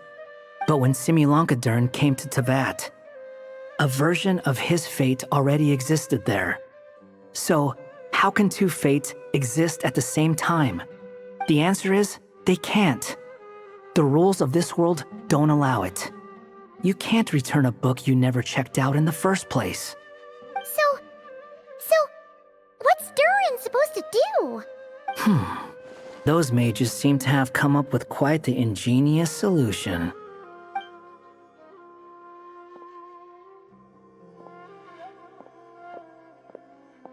I'm here to make a return.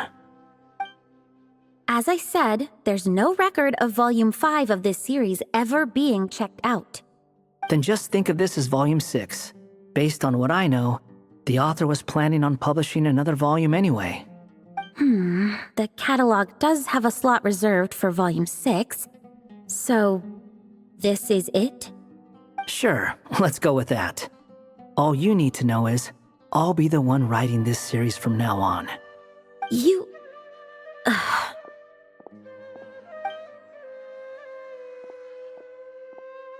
What are you up to this time? Remember the red tape I mentioned before? Well, I just took care of it. Now, I guess you'll be off to see your alchemist friend? It should be pretty obvious by now. He has the answers you're looking for.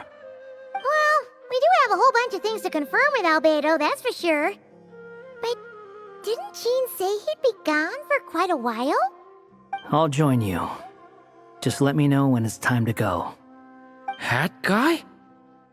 Don't sound so surprised. I'm part of this story too, aren't I? I'm just playing my role. Well, yeah.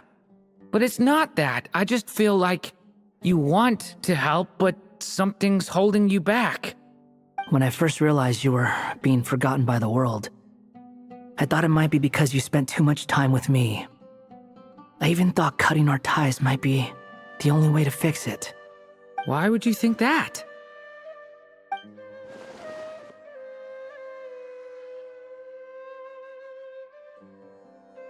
It doesn't matter now.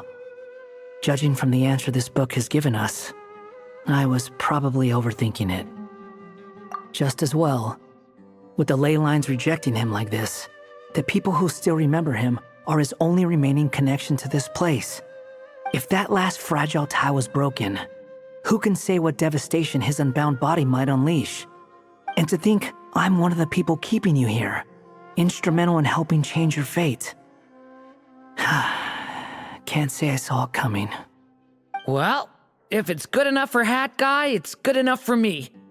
After all, he is about as odd as humans get. Excuse me? With some people, even if you try asking a simple question, they'll always give you a complicated answer. And the more you ask, the more complicated it gets. Truth is, Hat Guy's just that kind of guy. Whatever. All I needed was a yes or no, so we can quit it with all the back and forth.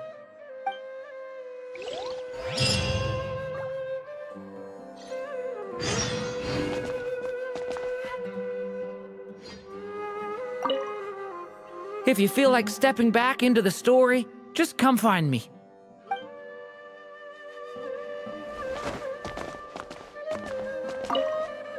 If you feel like stepping back...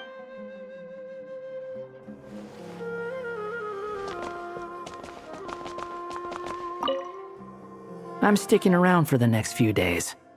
So, when it's time to go, you know where to find me.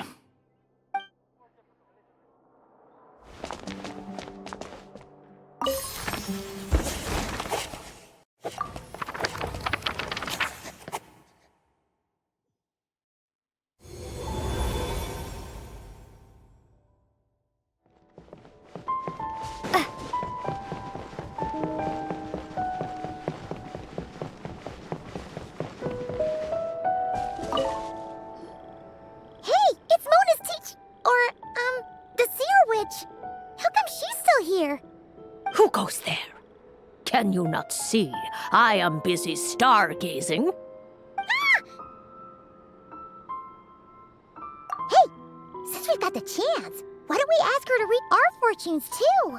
After all, according to the book, her prophecies are meant to be super accurate. The only thing is, Paimon's not sure how we're gonna convince her to do that. How dare you? You take my fortune-telling for some kind of street performance? Sorry. Paimon's just curious how accurate it is. Very well, then. I'll show you what my wisdom can do. Come forth, Silver Sprite.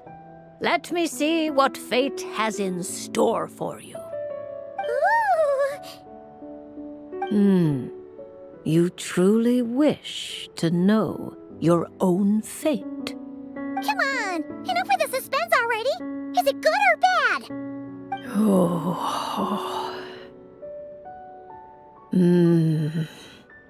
Aw!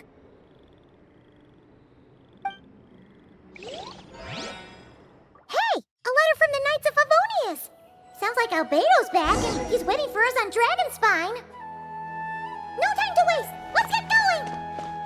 So this is the other Durin, huh?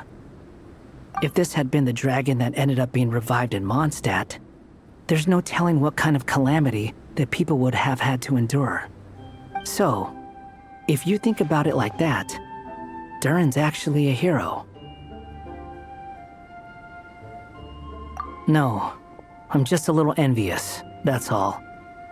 Not everyone gets a chance to be a hero. Actually, most of the credit belongs to Albedo. Then again, barely anyone even remembers you at this point. So I guess there's not much left to envy. Ah, so you three still remember Durin. Looks like the memory loss hasn't spread to close friends. Yet. I guess that means my memory of you must still be complete as well. Albedo. You're finally here! Oh, boy, do we have a whole pile of questions for you! Oh, you're here too? I think I've pieced together some of what happened to him. But what's your take on things?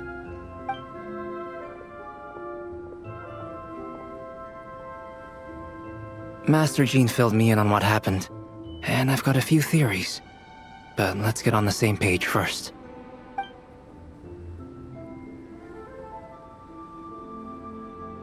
Well, physically, he's doing fine. His body is holding the abyssal power at bay. And there's nothing whatsoever to indicate any risk of collapse. So, from an alchemy point of view, there's nothing wrong with him? The issue isn't so much that the abyssal power within him has gotten out of control. It's that the connection between his will and body is fading. If he ends up losing his conscious will, his body will fall back on its biological instincts. And that's when the abyssal power within it will take over. This book mentioned a witches' gathering. It seems like quite a few of these witches got themselves involved in Durin's case. Which brings me to my theory. Bringing Fairy Tale Durin into this world to replace the Durin on Dragonspine means using one Durin's fate to overwrite the others. But the power of alchemy alone would not be enough to pull off such a feat. It would have required the combined use of Miss Barbeloff's astrology, my teacher's alchemy, and Aunt Alice's magic. After learning of Miss Barbeloff's prophecy, Durin and I finally came up with a way to settle the Dragonspine Durin problem for good. And I took care of the alchemy side of things, which, looking back on it, seems to have been a part of their plan all along. So now, there's only one thing missing. As for the fate theory our friend in the hat just mentioned, I still can't figure out how any kind of magic could possibly influence the fate of Tevat. But I'm certain that the answer lies within this book. So, the reason Alice had us complete this book was to make that magic possible? A form of magic powerful enough to rewrite fate itself. Well, we've no time to lose. I just need to take a look at the book. The next part of the story most likely relates to me. So the memory that unlocks it must be connected to me too. Huh? The giant tree was home to a broken branch, the shape of its splintered arm aligning perfectly with the branch that had burst forth from the castle walls. Join yourself to that broken bough, for there you may take root at last, and henceforth bask in the sun and rain of the world beyond the castle. But first, fetch the stickiest clay and let it bind the scar of the break. I see.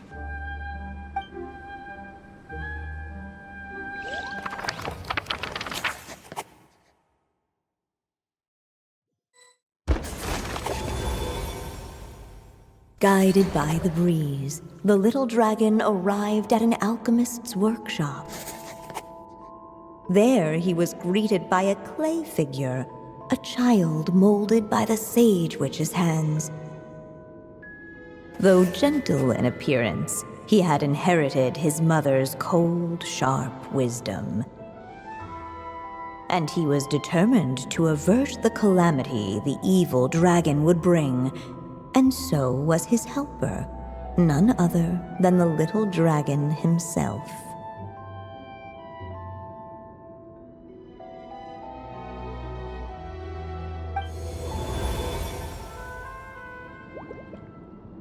What is this place? It looks like it's modeled after an alchemist's workshop. Or rather, a cliched stereotype of one. Albedo? Hold on. Why do I look like this? Oh, yeah! We forgot to tell you. Basically, the characters in the story are reflections of how Durin sees them.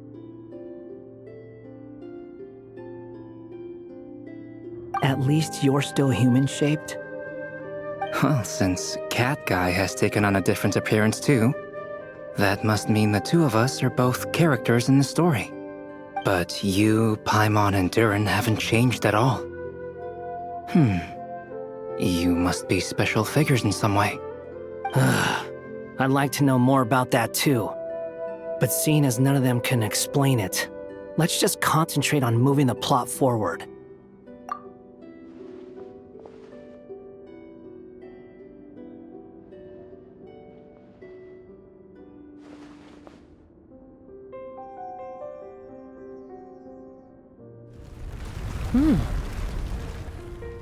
And just like that, the group stumbled upon a hidden passageway. Intricately crafted, it seemed to lead them towards another exciting chapter of the tale. Come on! What are we waiting for? Next chapter, here we come! Ouch! But this was a chapter that had not yet been written. Ahead of them was a storyless void, and they could go no further. What? Then what's the point of having a path here? Sounds like a pretty bad habit for a writer.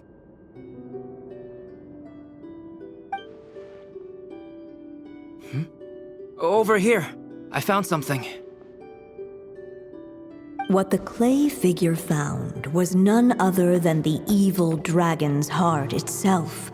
Though the creature had perished long ago, its heart was still there, pulsing away and growing warmer with every beat. And the clay alchemist knew what it meant. That the evil dragon would return one day, just as the prophecy had foretold. Yet, guided by his mother's wisdom, he foresaw another fate. If only the alchemist could bestow this heart upon the little dragon, he might be reborn in the evil dragon's stead. Only then would the evil dragon's heart grow still, and the little one inherit its tale. Sounds like this chapter's about Albedo bringing me to life? If that really was the solution, though, this would have been over the minute I finished the transmutation. So why is Durin still being forgotten? There has to be some other reason. Yeah, I'd like to explore the area a bit more.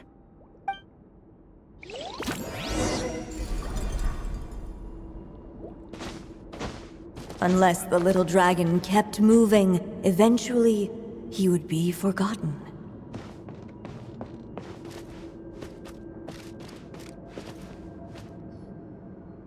Returning to the castle. I just never thought crossing over into a new world would create so much trouble. All I wanted was to make some friends. I'm starting to think I kinda miss being in Simulanka. You might look back on it with fondness, but if I were you, I wouldn't miss it. Why? Sometimes, moving on with your life comes at a cost. But that's better than going nowhere at all. You don't have to worry, Durin. No matter what problem you face, there will always be a solution. Okay. Sometimes I wish I could just go back and see it again.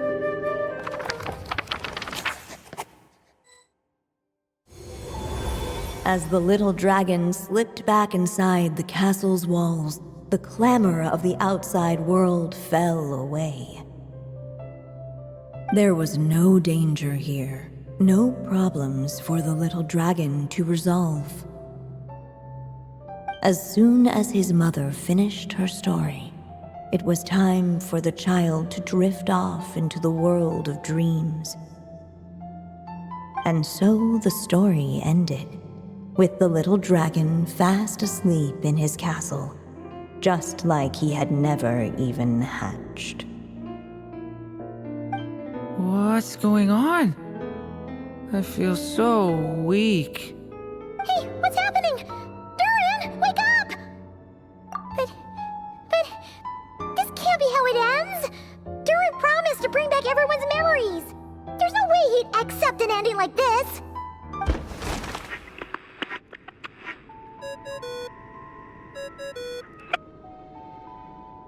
Hello, children.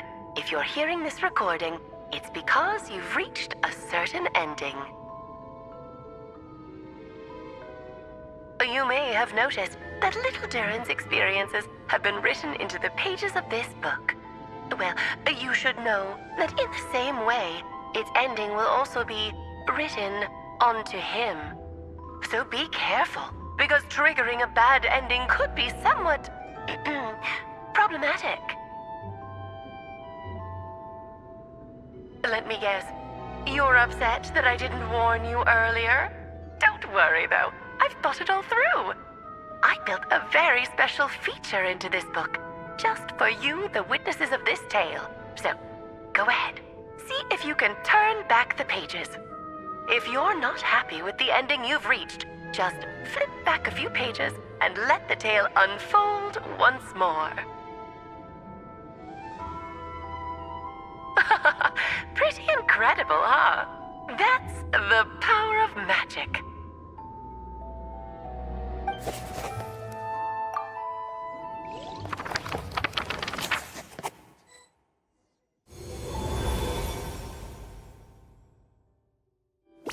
Unless the little dragon kept moving, eventually he would be forgotten.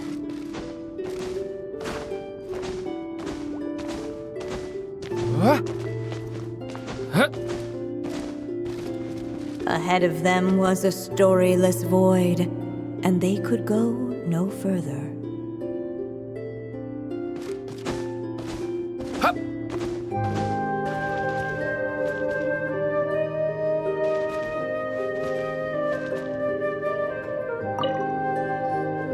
Do you think we could just destroy it? Be it the calamity headed for Mondstadt or my inability to leave behind a story of my own, doesn't it all come down to the fact that this heart never truly died? What if, here in this story, we could finally destroy it? Could Aunt Alice's magic really allow us to do what's theoretically meant to be impossible? Either way, it's an intriguing idea. I'm not opposed to giving it a shot. Durin! It's just... I'm still afraid someday, even you guys will end up forgetting me. If there's even the slightest chance it'll prevent that, I'm willing to try anything. But I'm not sure if I can destroy it on my own. Chances are, I'm gonna need your help again. So please, everyone, help me destroy this heart, once and for all!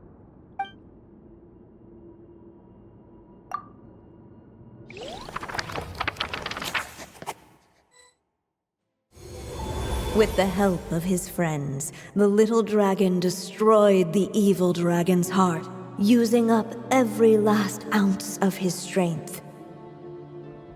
In his eyes, this would ensure that his story and his alone remained in the world beyond the castle's walls.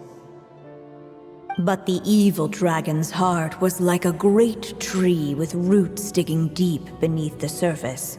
Cutting off the branches did not kill it.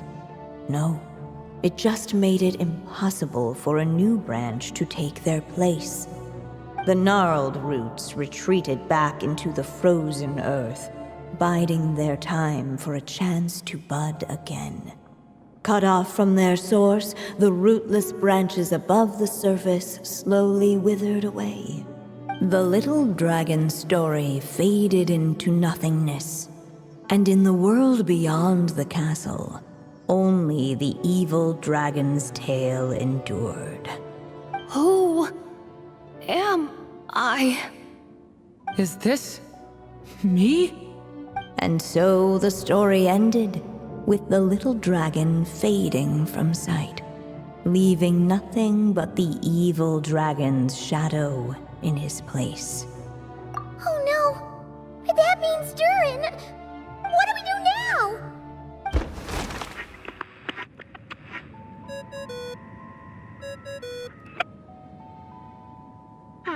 Looks like you've discovered another possible ending. Do not lose hope. You just need to keep searching, for there are possibilities that only you can bring to life.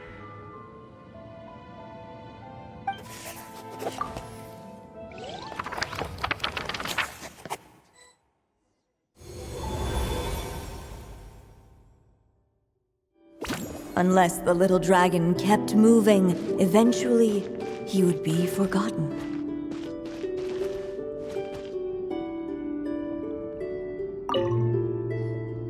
The evil dragon's heart continued to beat, as if waiting for the little dragon to accept it as his own. Looks like we have no choice but to get this done. Whatever happens next, Durin is going to need all of our help. Is everyone ready?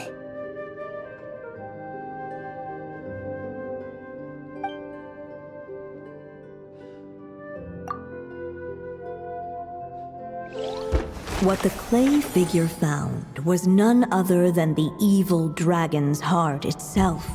Though the creature had perished long ago, its heart was still there, pulsing away and growing warmer with every beat.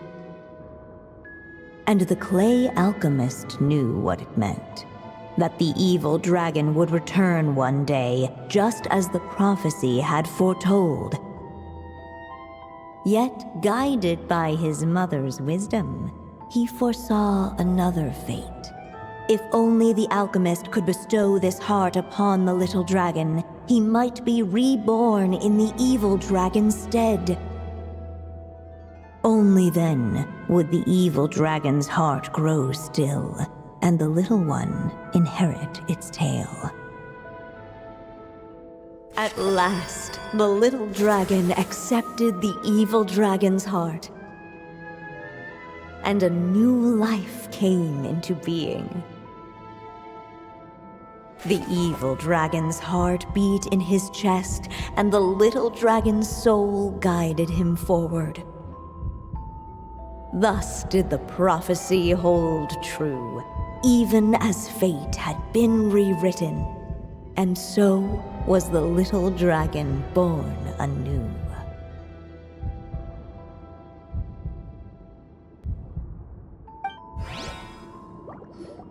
Finally! A happy ending! That must be the last step, right? Woohoo! We completed the story!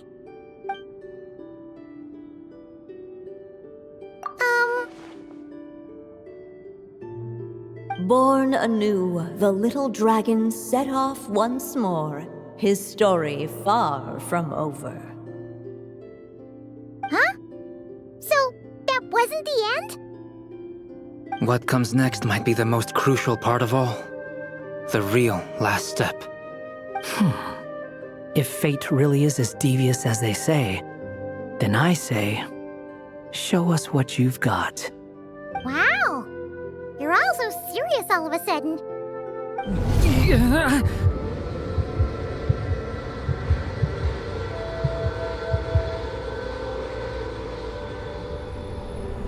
Durin, are you alright?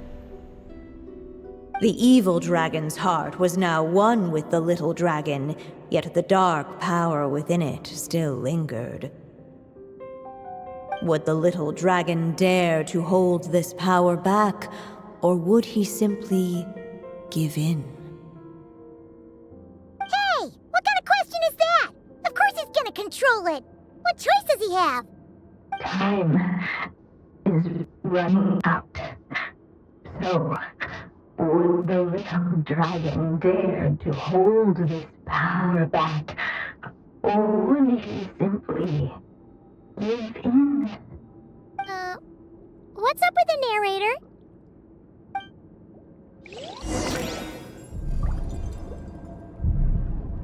Would he dare to hold this power back? Or would he simply give in?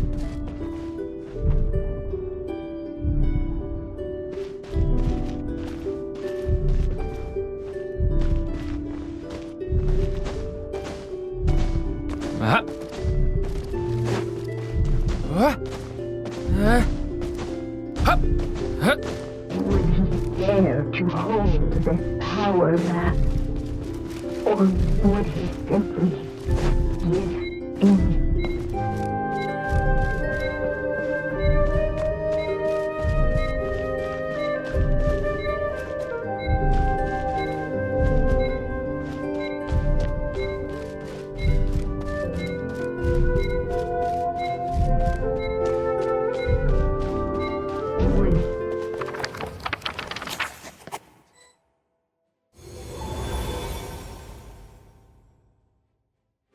The little dragon was at an impasse, and the dark power within him surged like a tide.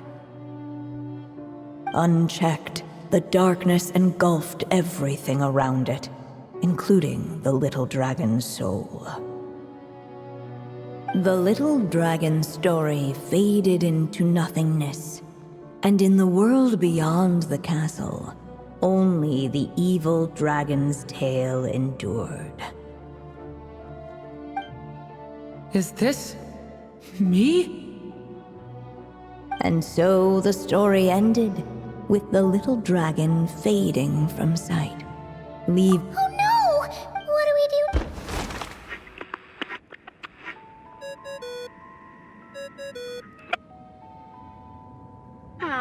Looks like you've discovered another possible ending. Do not lose hope. You just need to keep searching, for there are possibilities that only you can bring to life.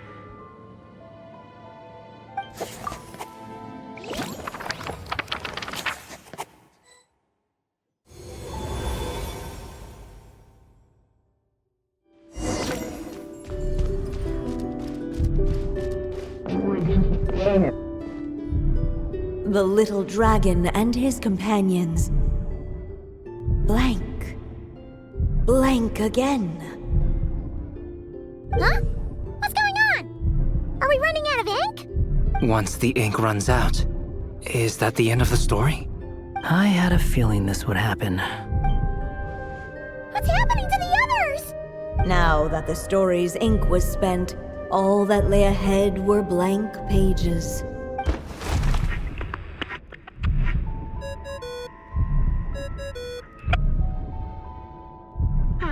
Looks like you've discovered another possible ending.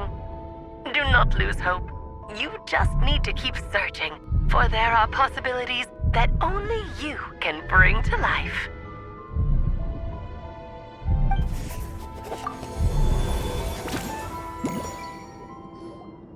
What's going on here? Why isn't the story letting Durin just suppress the abyssal power? It keeps getting stuck.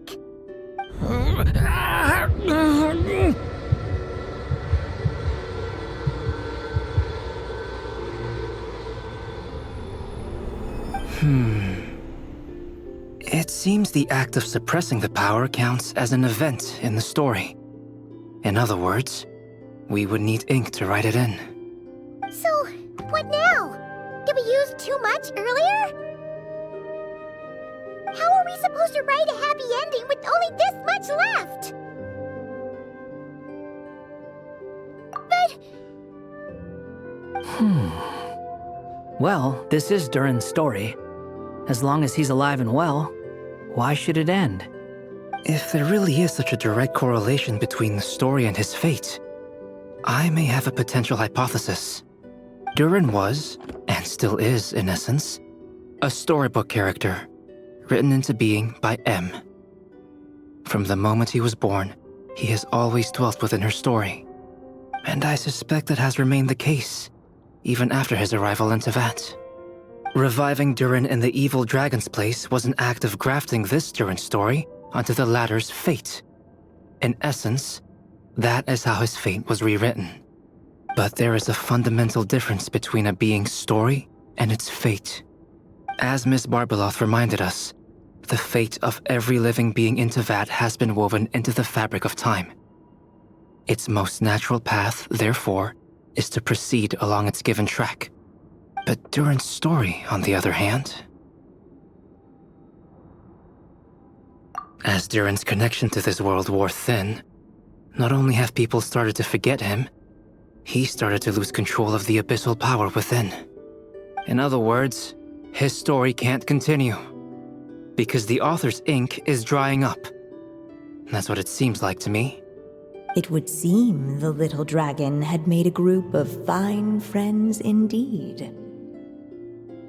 Save it. The question is, are you here to help him, or stand in his way? This is as far as the story can go. What path will you choose? I suppose the final decision is up to me. It's hard to believe I never actually left my mother's story. If that's true, I'd like to go there and see for myself. By there, I take it you mean the blank pages of the unwritten chapter ahead? But we still don't even know how Alice's magic works. If Durin belongs inside the story, then going outside of it to some unwritten part, isn't it too risky? I'm not afraid. I second that. It would seem this is one answer you need to go seize for yourself. So be it. Whatever obstacles stand in your way, we'll tear them down together.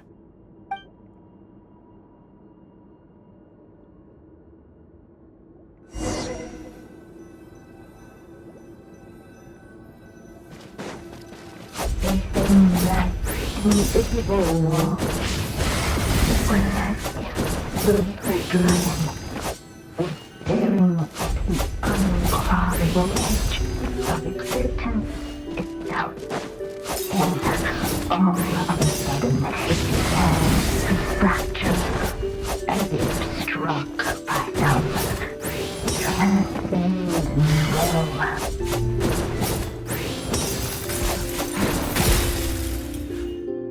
Gotta keep going.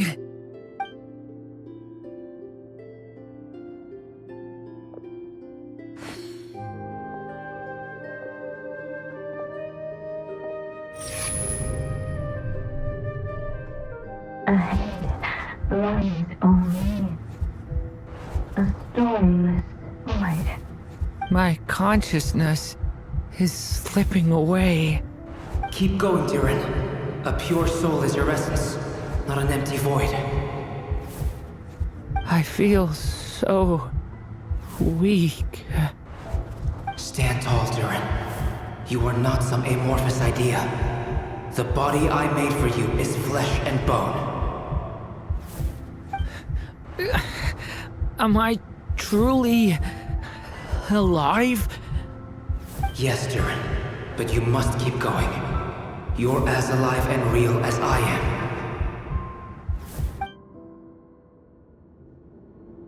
I can't feel a connection. You're not alone in this world, Durin. At the very least, you have me. I can't remember anything. Who am I? Your name is Durin, and there are many who still remember it. My name is Durin. You're taking too long.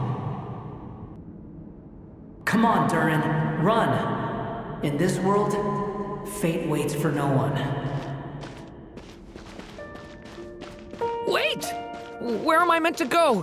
What am I supposed to do? Go make your wish come true, Durin. My wish?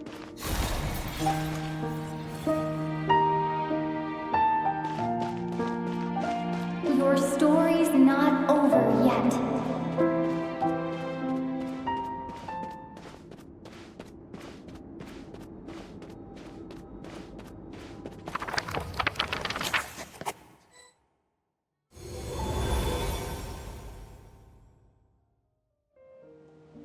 Silence, huh? Have you nothing to say about my proposal? Let me get this straight. You want to graft your story onto this unfinished thread of fate, and in doing so, not only rewrite that fate, but allow the story to live on. Quite the brilliant idea. Still, the story's survival depends entirely on whether the author keeps writing. Exactly. And the moment foretold by the prophecy is still centuries away. I see. I thought my own ignorance might be the problem. That I'd asked more of the noble science of alchemy than it could ever deliver. Or that I had failed to discern the heavenly signs and grasp the secret truth underlying the prophecy. Little did I imagine that time itself would prove to be the greatest hurdle of all.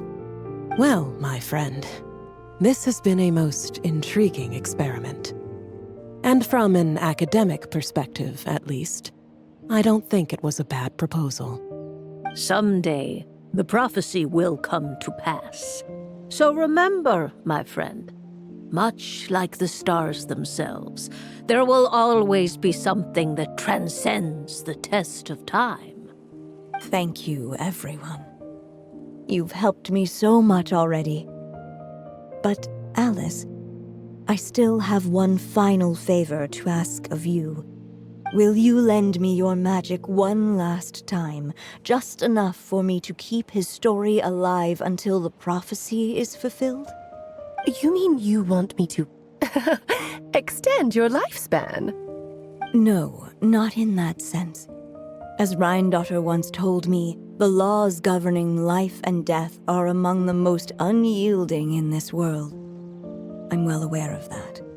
Whether it lasts a day or an age, the span of one's life is determined by fate alone. If I tried to breach that law by force, I'm afraid I would lose what makes me human. This is not a path I want to go down. If I am to die, then I shall die a human. So what is it that you want me to do? I would like you to send this pen of mine into the future. I see. Then perhaps there really is a way I can help. I could create a kind of story magic to take over the writing once you're gone. Oh, but for it to work, you would need to provide enough of your own words for it to learn from. How much? Oh, an immense amount. So much, in fact, that you would have to spend the rest of your life writing. And even then, I'm sorry to say, it would not last forever. No matter how much you write, there is a limit to the number of words you can leave behind. But the world itself will never stop changing.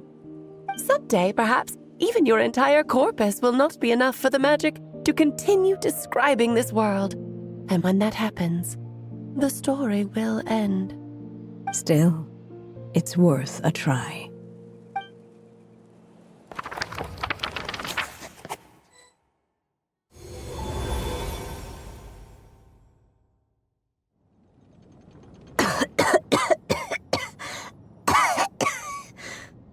Oh, my dear Anya.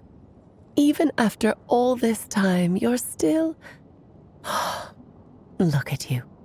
You should be enjoying your old age in peace and quiet, especially now that things are finally returning to normal after that terrible calamity. Once he leaves Simulanka, things will only get more complicated.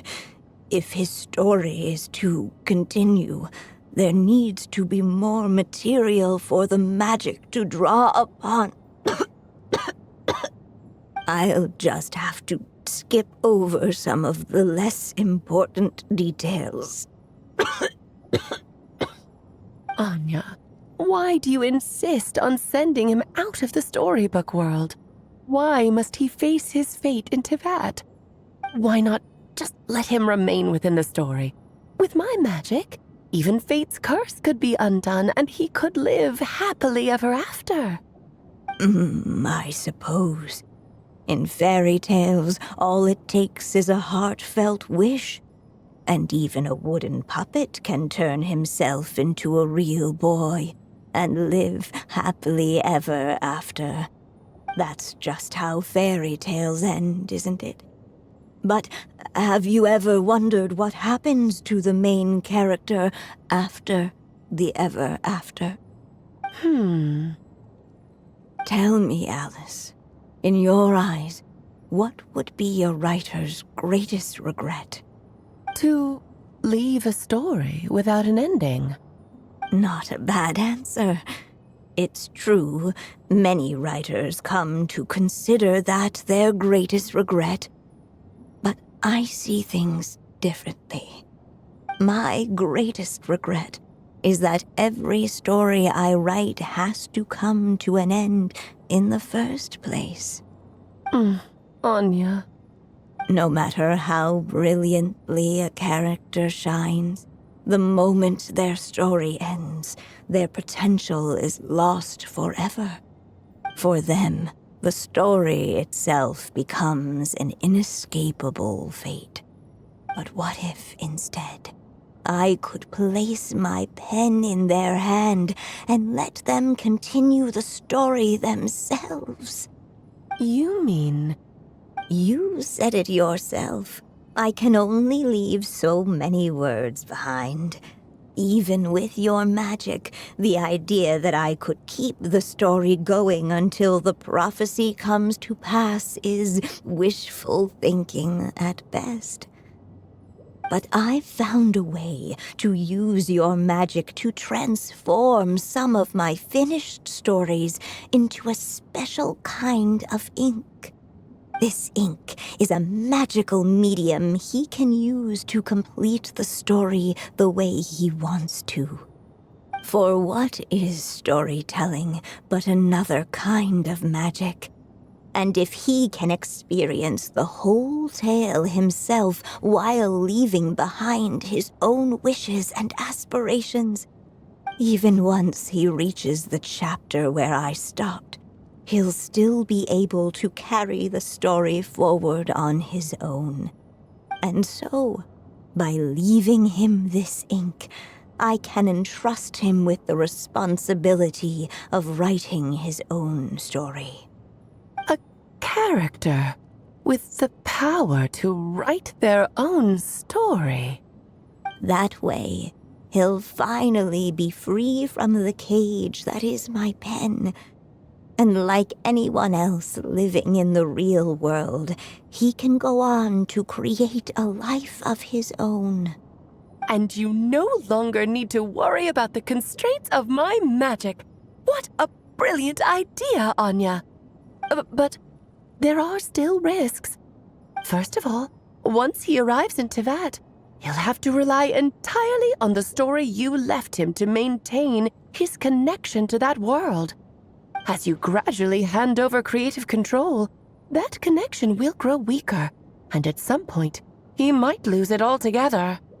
But at the same time, he'll also have the chance to forge that connection for himself. The issue is, this method taps into too many of Teyvat's core secrets. Any overt hints you try to leave will be erased in no time.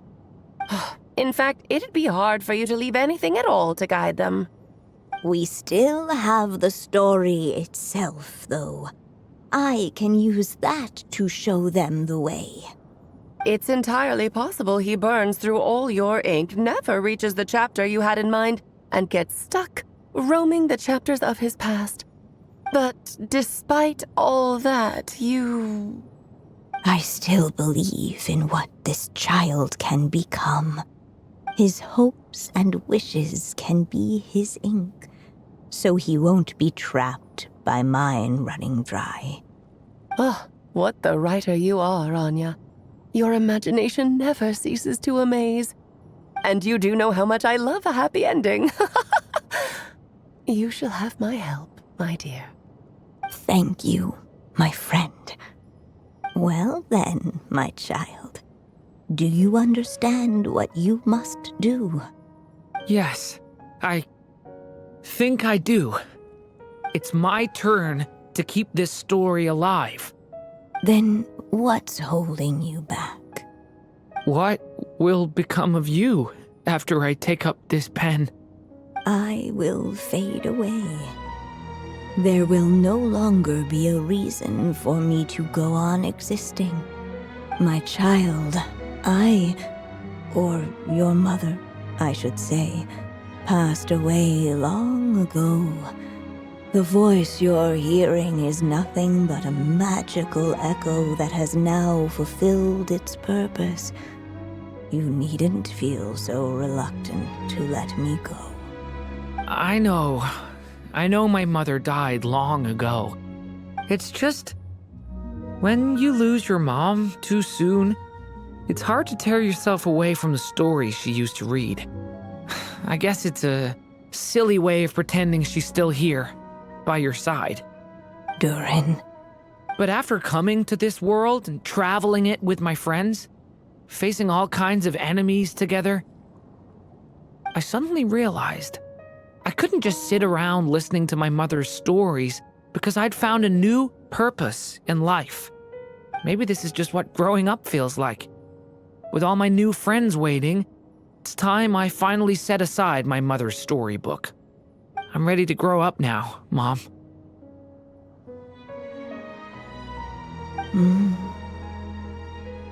Then take this. A gift I should have given you a long time ago. You've witnessed this story from the very beginning. Made your wishes, offered your blessings, and even wrote your choices into its pages. From here on out, this pen is yours. Now I ask of you, the other pillar of this story, as both its reader and its witness, will you turn the page so the next chapter can begin?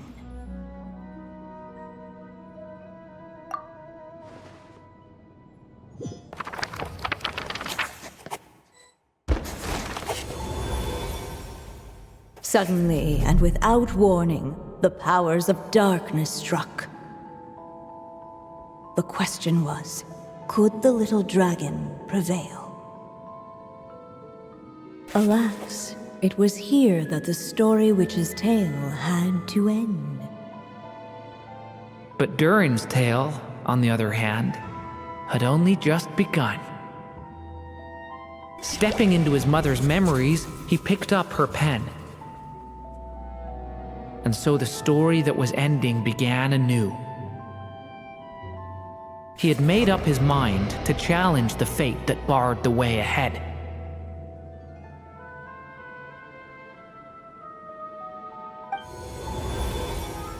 Looks like this is the final step. A chance to strike back at fate? Now that's not something that comes knocking every day.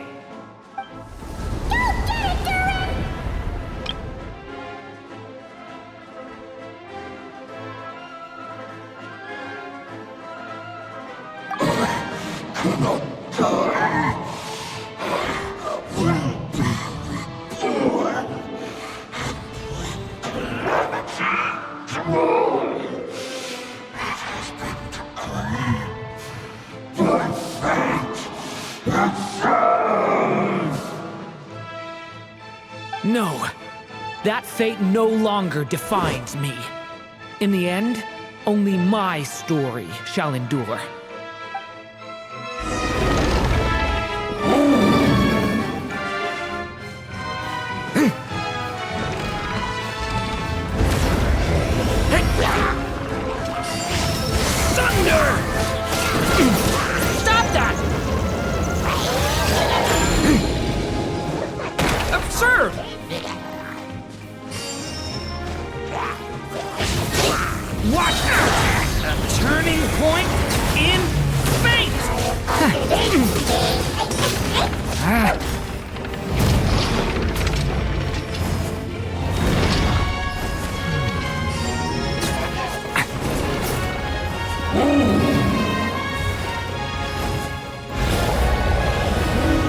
dodging this one.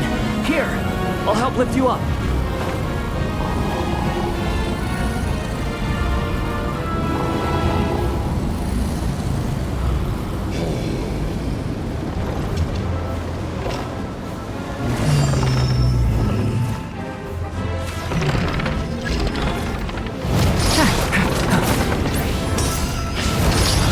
Only my story shall endure.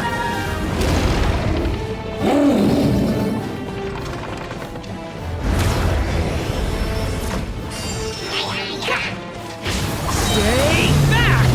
Okay! New life!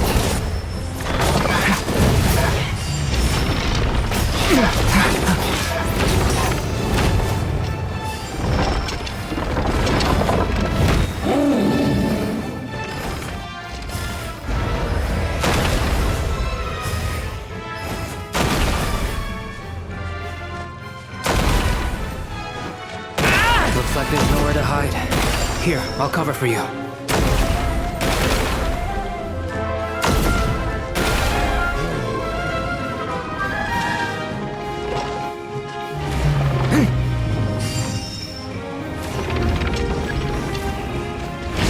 Leave it this time, the light prevails.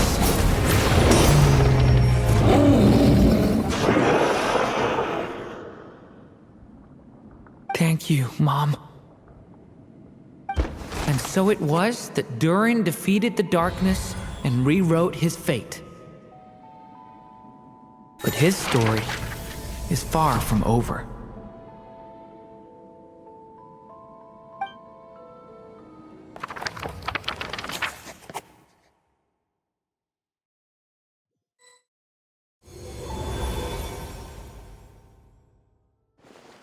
Is everyone okay? We're fine, thanks. And hey, we all saw how you fought back there. That was awesome! I have to admit, I do feel like something in me has changed. I owe you all so much. Without your help, I don't know if I could have ever made it this far. Just a shame I could only help out from the sidelines. Like I said before, it's not every day that you get to put fate in its place. Well, I'm sure you'll hear it someday. Hear what? The chance to strike back at fate knocking at your door. Yeah, maybe someday. Allow me to just check one thing.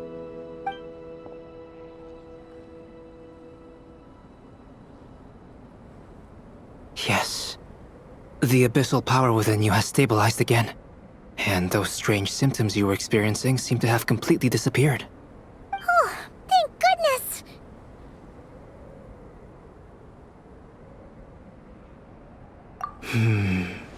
I wonder what it means, though. Aside from the principles of alchemy, what other law of this world governs his being? Look, it all turned out fine, so just leave it at that. Now that this one's out of danger, it's time for me to get out of here. You're leaving so soon? What, don't humans usually throw a party after something like this? A party? Do I look like that kind of guy?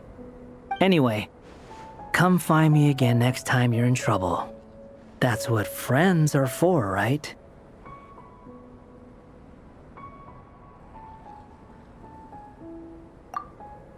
In a way, though, he is right.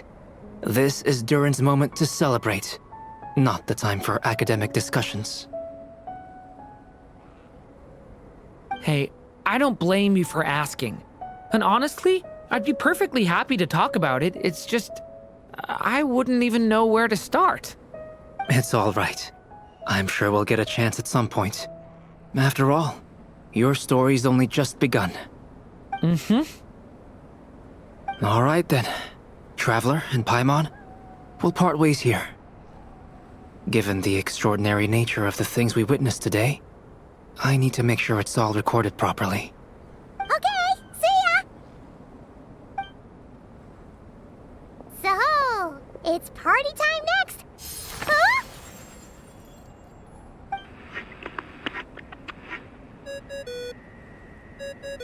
Congratulations on completing your mission.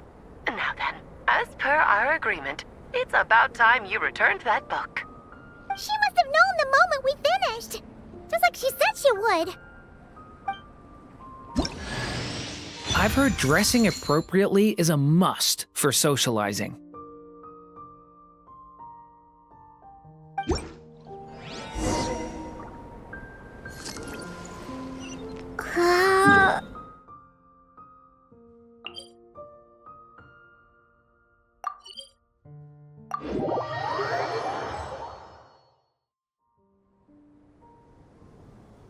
Oh, my writer and witness. It's been quite the journey, hasn't it? You had special plans for the traveler from the start, didn't you?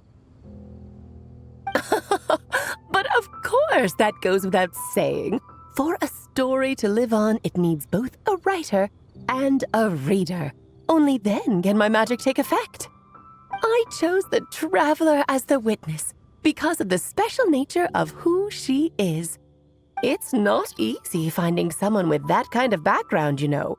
For a moment, I even considered taking the role myself.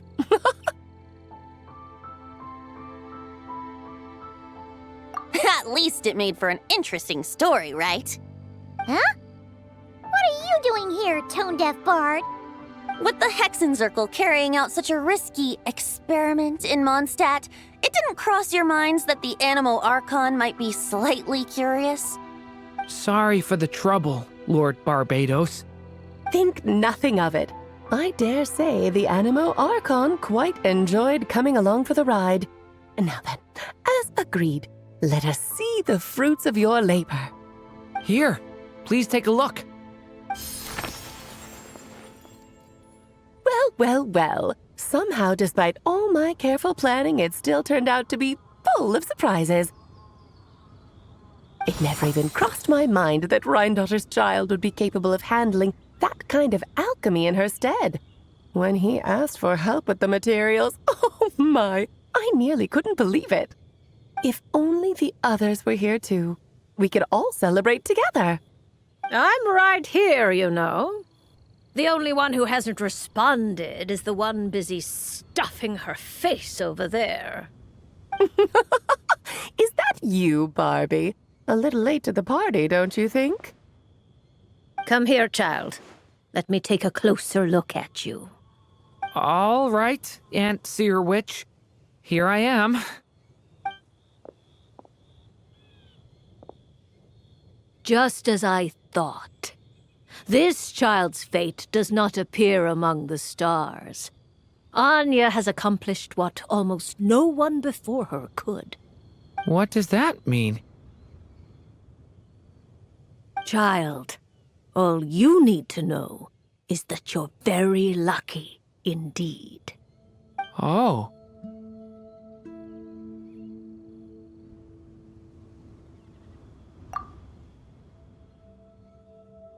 Just like how she was in the story, huh? Tell me, little Durin, what will you do next? I, for one, cannot wait to see how your story unfolds. Well, there's so much I want to do. I'm not even sure where to begin. How about settling your most recent regret?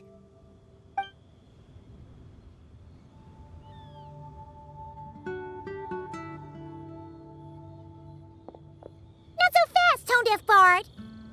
What exactly did you just tell Durin to do? To make the long overdue wish come true. Thank you once again, Alice. How much time do you have left?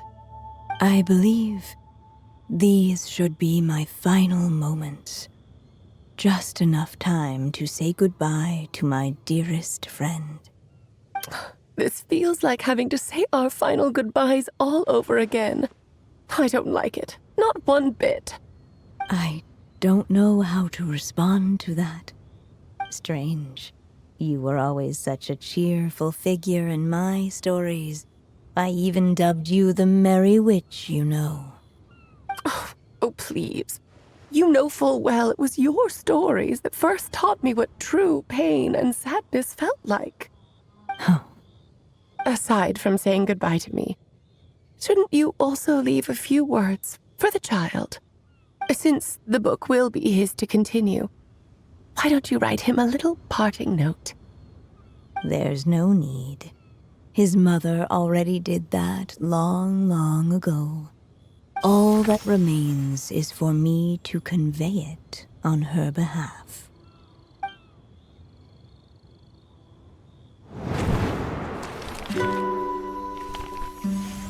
My child, these may be the last words I get to leave you. I've always thought of the characters in my stories as my children, loving each one of them, just like a mother would. But you are the most extraordinary of them all. You alone can defy the fate of this world and write the perfect ending to my story.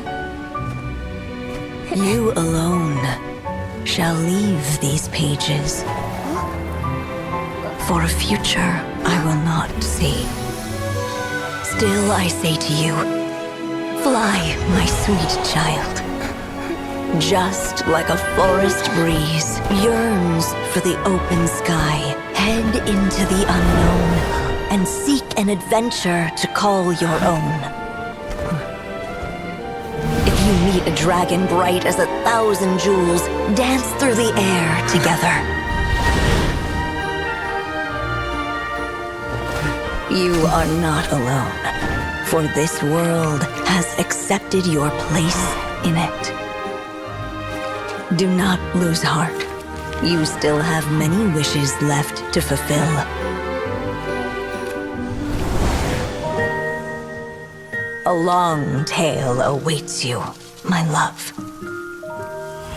Let songs and flowers be the ink that fills its pages. Take my pen and use it to continue your story.